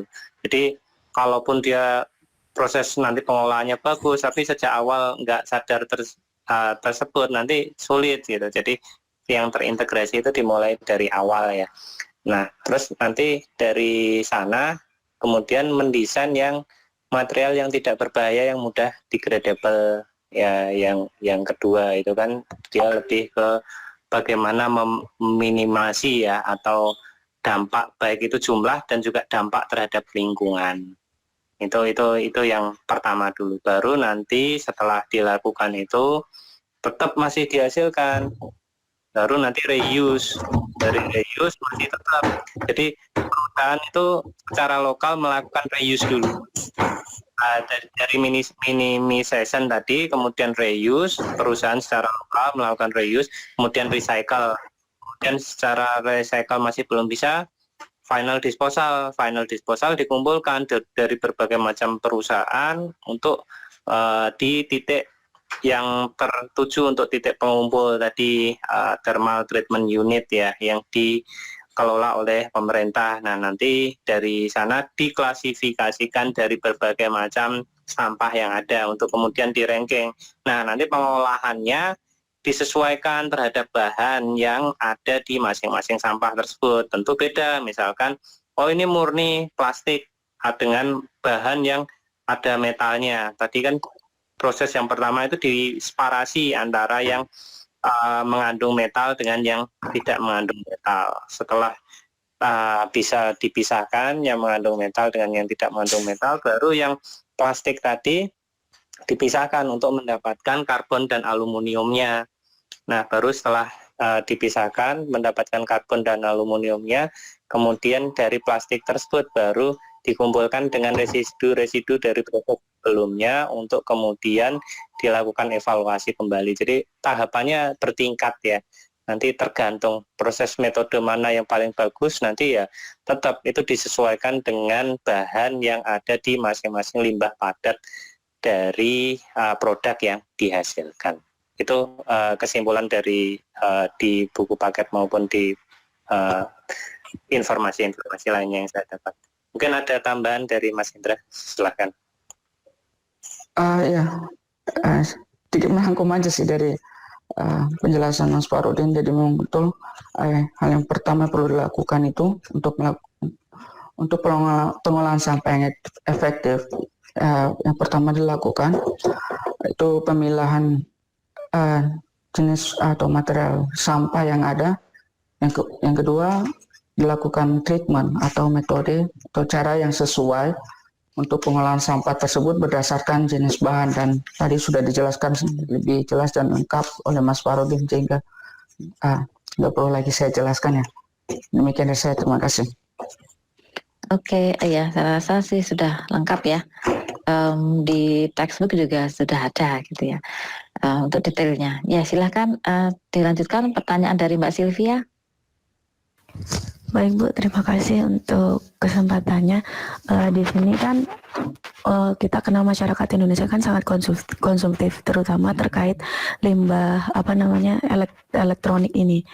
Dan yang tadi belum ada aturannya soal itu. Nah, kira-kira bagaimana sih mungkin dari bukunya itu ada yang mirip dengan kondisi di Indonesia yang seperti itu untuk menyiasati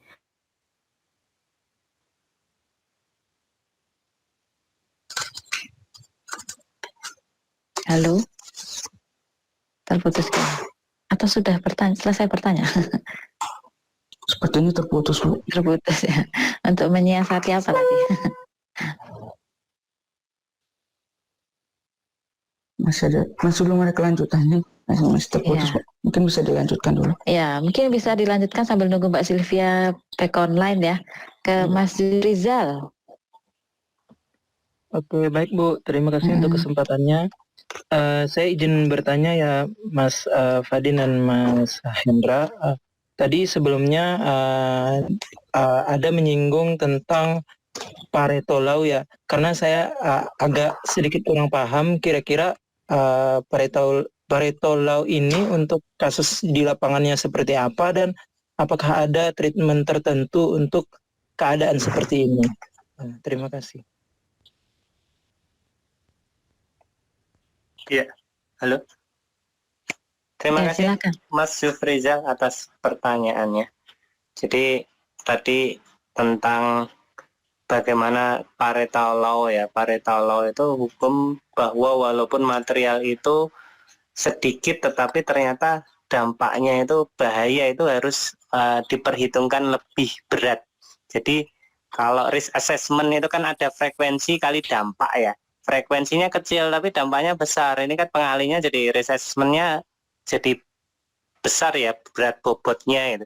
Lebih diprioritaskan daripada yang frekuensi kecil, bobotnya kecil gitu. Atau jadi itu tadi ya, kalau faktor pengalinya itu adalah dari dampaknya. Jadi itu nanti akan menimbulkan risk assessment yang harus diutamakan. Nah contohnya itu kan apa? Ternyata material yang bromin tadi itu kan ternyata toksik sekali, yang jumlahnya walaupun hanya 1%, dia menimbulkan dampak yang besar terhadap kesehatan, baik itu nanti terhadap manusia ataupun terhadap lingkungan di sekitarnya.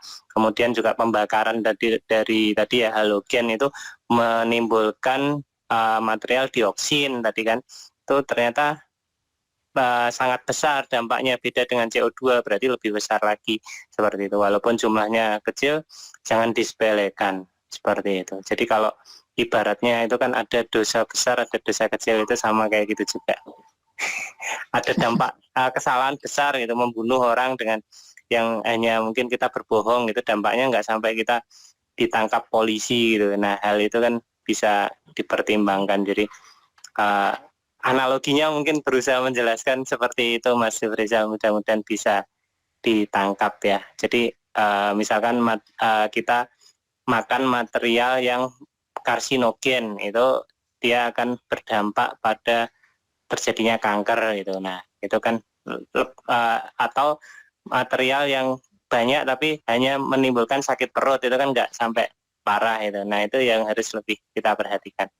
Mungkin itu yang bisa saya coba urai. Silakan ditambahkan Bang Hendra. Mas Hendra ada tambahan nggak? Itu Udah. biasa dikenal. Halo? Halo. Ya, Iya. kedengaran suara saya? Sekarang kedengaran, silakan. Terima kasih, Bu. Jadi menegaskan kembali bahwa hukum Pareto Law ini merupakan prinsip 80-20 ya, di mana 80% aksi disebabkan oleh di mana 80% dari efeknya disebabkan oleh 20% dari penyebabnya. Jadi seperti yang tadi Mas Farudin bilang, itu diperlukan asesmen atau pengujian terhadap limbah dan kemudian diambil cara untuk pengelolaannya seperti itu. Jadi tadi sudah dijelaskan ya dari Mas Farudin, jadi perlu saya panjang. Terima kasih, Bu. Oke, ya tadi saya rasa sudah cukup juga ya dari Mas Fahrudin ya. Jadi walaupun kecil tapi atau jumlahnya sedikit tapi impactnya besar. Nah, jadi maksudnya itu. Jadi walaupun jumlahnya cuma 20 tapi impactnya 80. Justru yang 80 yang banyak itu impactnya cuma 20. Jadi maksudnya itu. Oke, dilanjutkan lagi tadi Mbak Sylvia sempat terputus. Oh iya Bu, maaf tadi jaringannya hilang. Tadi berkaitan sama sampah elektronik yang ada di Indonesia sih Bu, yang sempat saya singgung tadi soal sampah HP. Kan budaya masyarakatnya tuh konsumtif sekali, tanpa memikirkan setelah HP keluaran baru kayak gitu, tanpa memikirkan setelah itu HP yang lama itu digimanain, karena di Indonesia sendiri juga belum ada infrastrukturnya ataupun aturannya yang menyinggung soal sampah elektronik itu. Mungkin di bukunya atau di studi kasus yang sudah ada yang mirip dengan kondisi di Indonesia ini, adakah yang untuk langkah-langkah kecil namun untuk jangka panjangnya yang bisa diterapkan di Indonesia kayak gitu. Silakan Mas Hendra dan Mas Fahrudin. Ya, terima kasih Mbak Sylvia, pertanyaan yang bagus sekali tentang bagaimana tadi ya, tentang menghadapi pola konsumtif dari masyarakat Indonesia terutama terhadap elektronik. Di dalam panduannya itu salah satunya adalah dengan cara reuse ya, menggunakan kembali. Jadi misalkan rusak itu nggak langsung cepat ganti, tapi mencoba memperbaiki. Misalkan HP yang rusak apanya, ternyata baterainya diganti, cuman baterainya, nggak langsung rusak baterainya langsung beli baru gitu kan. Jadi hal ini akan memperpanjang life cycle dari barang produk tersebut. Itu nomor satu yang disarankan itu seperti itu. Terus yang kedua yang disarankan itu setelah memperbaiki tadi, kemudian adalah bagaimana misalkan terjadi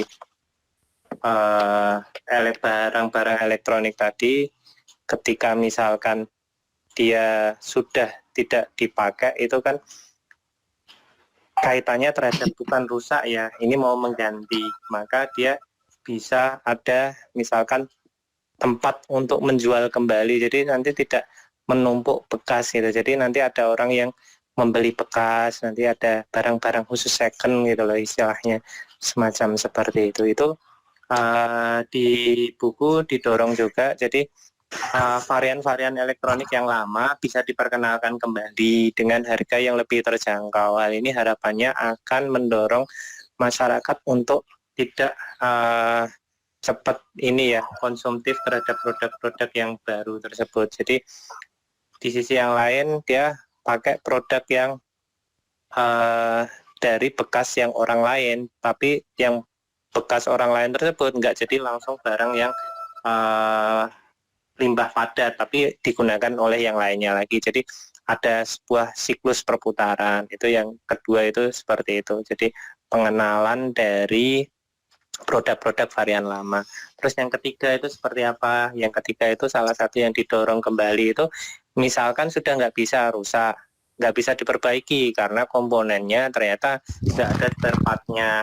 Nah, maka di dismantle ya atau dibongkar itu nanti diambil barang-barang yang masih bisa, misalkan LCD-nya nih tipe HP ini masih bisa. Nah, nanti digunakan untuk merepair dari HP-HP yang sejenis yang masih kompatibel dengan spare part itu. Itu yang ketiga yang direkomendasikan itu yang cara-cara reuse ya. Tapi nanti kalau sudah cara-cara reuse nggak bisa, baru cara-cara recycle. Nah, cara-cara recycle tadi kan harus dipisahkan dulu, jadi dipotong-potong, dipisahkan, di spinning, terus pakai udara, pakai elektrostatik untuk memisahkan yang besi sama yang enggak. Nah, itu kalau sudah reuse nggak bisa, baru recycle.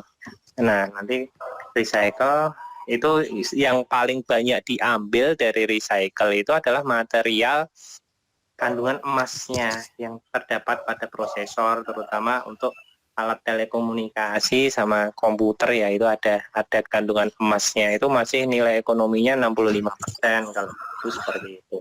Itu yang paling banyak diincar, bahkan ada pengepul khusus untuk mengumpulkan emas dari alat-alat elektronik.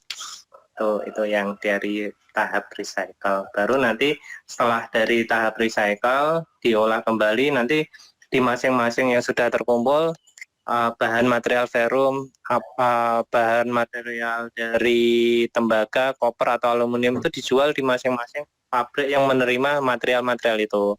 Nah, setelah itu sudah dilakukan baik plastik dan lain-lain, baru nanti di final disposal. Di final disposal nanti dievaluasi lagi, ini bisa langsung dibakar atau enggak. Oh, ternyata masih ada material yang toksik. Nah, nanti di heat treatment dulu seperti itu. Jadi memang caranya seperti itu. Jadi tetap hal itu akan mengurangi kalau nanti tahu material itu masih bisa dijual walaupun sudah rusak total gitu. Itu kan nanti orang akan lebih termotivasi ya untuk lebih aware terhadap penggunaan alat-alat elektronik tadi. Itu mungkin salah satu yang bisa saya informasikan untuk sharing dengan teman-teman yang lain. Mungkin bisa ditambahkan Bang Hendra atau yang lain.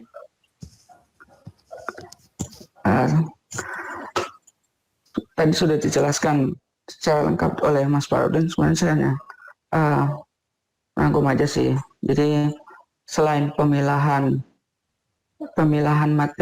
material produk yang menjadi limbah atau sampah, hal kecil lain yang bisa kita lakukan itu seperti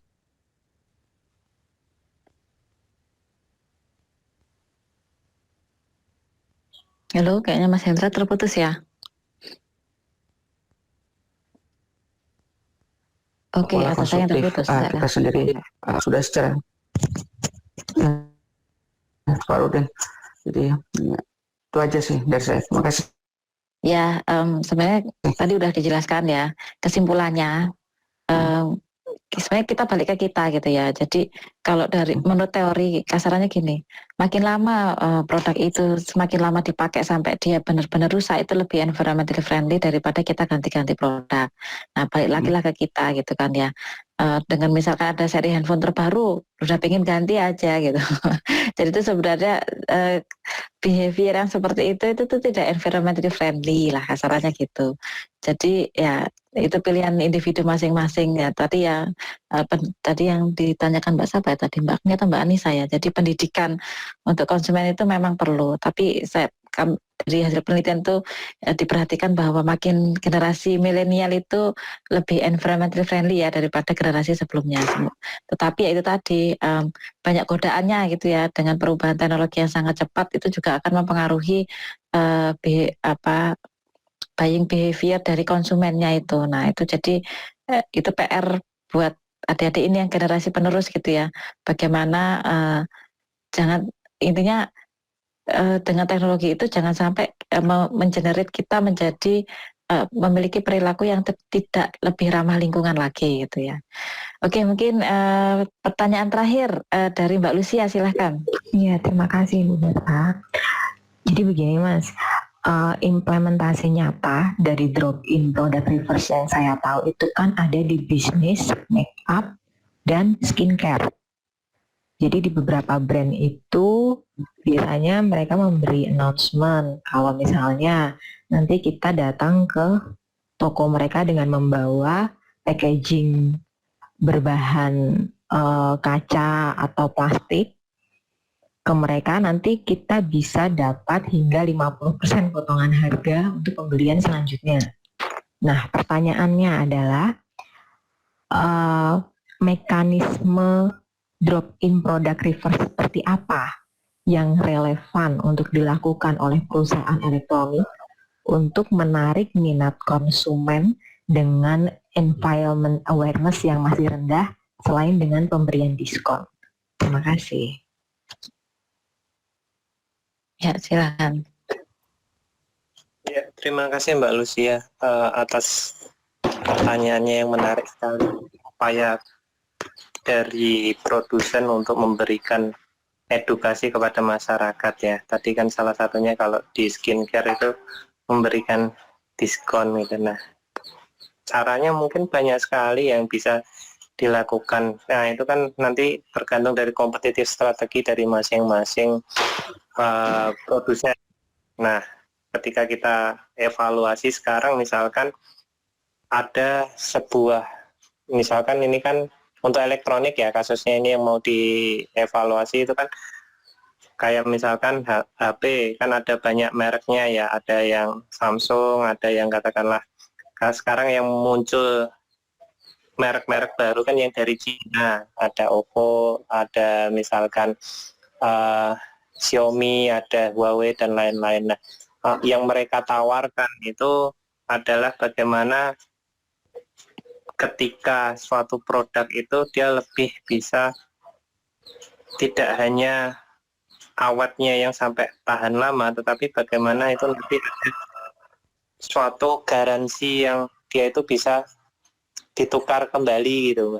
Jadi misalkan sudah berapa tahun kita mau kemarin itu yang saya dapat tawaran dari dia ada sales khusus yang dia itu kerjasama dengan produk Cina. Dia itu menawarkan, Mas nanti kalau mau ganti 2 tahun 3 tahun lagi itu harganya cuma drop 20% aja dan kita langsung siap menerima gitu. Jadi itu sebuah alternatif yang bagus sekali. Jadi kita juga nggak mikirkan kemana ini nanti jualnya, terus dihargai berapa, dihargainya sesuai pasar. Nanti ada sebuah situs ngecek harganya berapa, nanti dicek cacatnya apa gitu. Jadi benar-benar objektif yang bagus lah. Tidak kadang kita jadi malas untuk menjual itu kan karena harganya drop banget gitu. Nah, karena tidak sesuai dengan ekspektasi kita. Nah, dengan dia melakukan hal itu untuk bisa membeli kembali produk tersebut, nah nanti kan dia bisa untuk daur ulang juga ya. Misalkan komponennya ternyata bagian komponen A dia Snapdragon dia masih digunakan sampai varian tipe tertentu. Nah, itu dia tinggal mengganti casingnya aja, tapi dalamannya dia masih pakai itu juga gitu. Itu lebih reverse logistik, tapi kita tidak sampai terlibat yang pusing banget yang dari sisi konsumennya. Itu pengalaman yang saya ketahui ketika di bidang elektronik ya, strateginya itu kemarin seperti itu. Terus dari sisi yang lain itu dia menawarkan fasilitas-fasilitas servis gratis misalkan. Nah, servis gratis ini kan mendorong dia nggak beli produk baru ya, karena lumayan nih masih gratis. Akhirnya dia nggak cepat untuk mengganti produknya atau sampah elektroniknya makin meningkat dengan cara seperti itu. Nah, mungkin itu dua alternatif yang saya lihat sangat terkesan dan bermakna ketika saya sendiri memilih produk elektronik. Dengan adanya dua offer atau penawaran dari produsen itu, saya akhirnya tergoda memilih itu. Seperti itu sih kurang lebihnya. Terima kasih, mungkin bisa ditambahkan dari pengalaman teman-teman yang lain atau dari Bang Indra. Terima kasih. Oke, mendapatkan dari Mas Farudin. Kalau tadi Mbak sudah memberikan salah satu contohnya pemberian diskon untuk menarik perhatian konsumen. Di sini saya akan menambahkan salah satu caranya dengan mempromosikan bahwa produk yang dihasilkan itu memiliki label atau sertifikat ISO ataupun eco-label dari pemerintah, di mana ISO yang dimiliki perusahaan ataupun eco-label yang tertera pada produk ini memberikan garansi atau jaminan kepada kepada konsumen bahwa produk ini aman bagi user ataupun aman juga bagi lingkungan, seperti itu, sehingga ini pun juga bisa menarik perhatian konsumen, seperti itu. Dan juga seperti yang tadi Mas Farudin jelaskan, memberikan garansi bahwa kepada konsumen bahwa produk ini pada akhir masa pakainya pun perusahaan masih bisa menerima lagi untuk diolah kembali. Jadi tidak memberikan menambah limbah padat pada lingkungan yang dapat mengakibatkan kerusakan lingkungan ataupun mempengaruhi kesehatan dari masyarakat secara luas. Nah, itu aja teman dari saya. Terima kasih. Ya, oke, saya rasa juga tadi menarik sekali ya. Memang salah satu cara gitu ya untuk mengencourage konsumen itu untuk melakukan ya tadi ya, mengembalikan barang ya terkait dengan ini ya, reverse itu tadi. Itu adalah dengan menggunakan insentif gitu. Jadi tadi juga menarik sekali yang diceritakan oleh Mas Farudin ya, after sales, price after salesnya itu tidak turun gitu ya. Itu juga mungkin menjadi opsi yang menarik bagi konsumen itu untuk tidak membuang begitu ya, tetapi itu nanti bisa dikembalikan ke vendornya, yang kemudian vendornya lebih dengan layak untuk entah itu merecycle atau mereuse lagi beberapa komponen yang ada di sana. Di satu sisi masih tetap bisa ini ya, konsumen masih bisa tetap upgrade kalau ada teknologi terbaru gitu ya. Jadi mungkin itu konsep yang sangat bagus menurut saya mungkin. Nah justru ini disinilah sebenarnya tantangan kita gitu ya. Adik-adik harus mencari inovasi-inovasi apa gitu ya. Yang di satu sisi itu bisa masih memenuhi keinginan konsumen, tapi di satu sisi itu green gitu ya. Support untuk green atau reverse logistik ini. Oke, tadi pertanyaannya sudah sangat banyak sekali dan itu adalah pertanyaan yang terakhir dan kali ini kita lumayan lama juga ya, karena mungkin presentasinya lumayan lama juga tadi sekitar 1 jam ya, 1 jam presentasi, 1 jam pertanyaan. Tidak apa-apa, malah bagus ya, kita bisa mengekspor lebih jauh, tidak hanya di konteks teks mata kuliahnya ini, tapi juga kita bisa berbagi wawasan gitu ya, berbagi wawasan terkait dengan pengalaman adik-adik dan apa yang adik-adik pahami. Baik, mungkin itu saja. Kita ketemu lagi insya Allah minggu depan, hari Rabu juga ya, jam 10. Nah temanya ini juga nggak kalah menariknya, yaitu tentang teknologi gitu ya. Jadi karena sekarang tuh kalau kita perhatikan teknologi itu berubah dengan sangat cepat. Kalau zaman dulu itu life cycle teknologi itu sekitar 20 tahun ya. Sekarang nggak sampai 10 tahun itu sudah kita punya teknologi yang lebih baru lagi gitu ya. Jadi inilah kenapa saya pilih memang untuk chapternya teknologi ini menjadi salah satu bahasan khusus. Mungkin hampir di semua mata kuliah yang terkait dengan kalau proses itu harus disupport dengan teknologi merupakan bahasan yang tidak bisa dipelajari sendiri ya, itu perlu didiskusikan, apalagi sekarang perubahannya sangat cepat sehingga mungkin adik-adik bisa jadi lebih update daripada yang bukunya sendiri gitu ya. Oke, mungkin itu saja dari saya. Saya ingatkan kembali, ingat tadi ada 3 poin yang harus dipahami setelah kuliah ini. Nanti bisa lagi dibaca-baca lagi dan juga bisa dilihat lagi record kuliah ini. Kalau recordnya itu ada di saya, biasanya langsung saya share di GCR gitu. Kalau tidak mungkin ya siapa yang dapat recordnya mungkin bisa share ke teman-temannya. Jadi mungkin itu saja dari saya. Terima kasih ya adik-adik ya, tetap semangat. Sebentar lagi sudah liburan, masih lama sih, masih bulan Mei ya, tapi setidaknya kita hampir di ujung materi gitu ya. Jadi minggu depan kita akan satu membahas tentang teknologi dan satu lagi pertemuan kita akan open discussion gitu ya. Kita akan bahas apa sih sebenarnya yang sudah kita dapatkan selama kuliah ini dan ekspektasi setelah kuliah ini nanti adik-adik bisa dapat apa, dan mungkin kita akan diskusikan terkait dengan potensi-potensi apa yang bisa kita kembangkan terutama untuk Indonesia gitu. dalam konteks ini ya, dalam konteks green supply chain. Baik, itu saja. Terima kasih. Selamat pagi. Kalau ada yang kuliah lain, silahkan mengikuti kuliah lain. Mohon maaf ya, jadi mepet banget waktunya. Ya, assalamualaikum warahmatullahi wabarakatuh.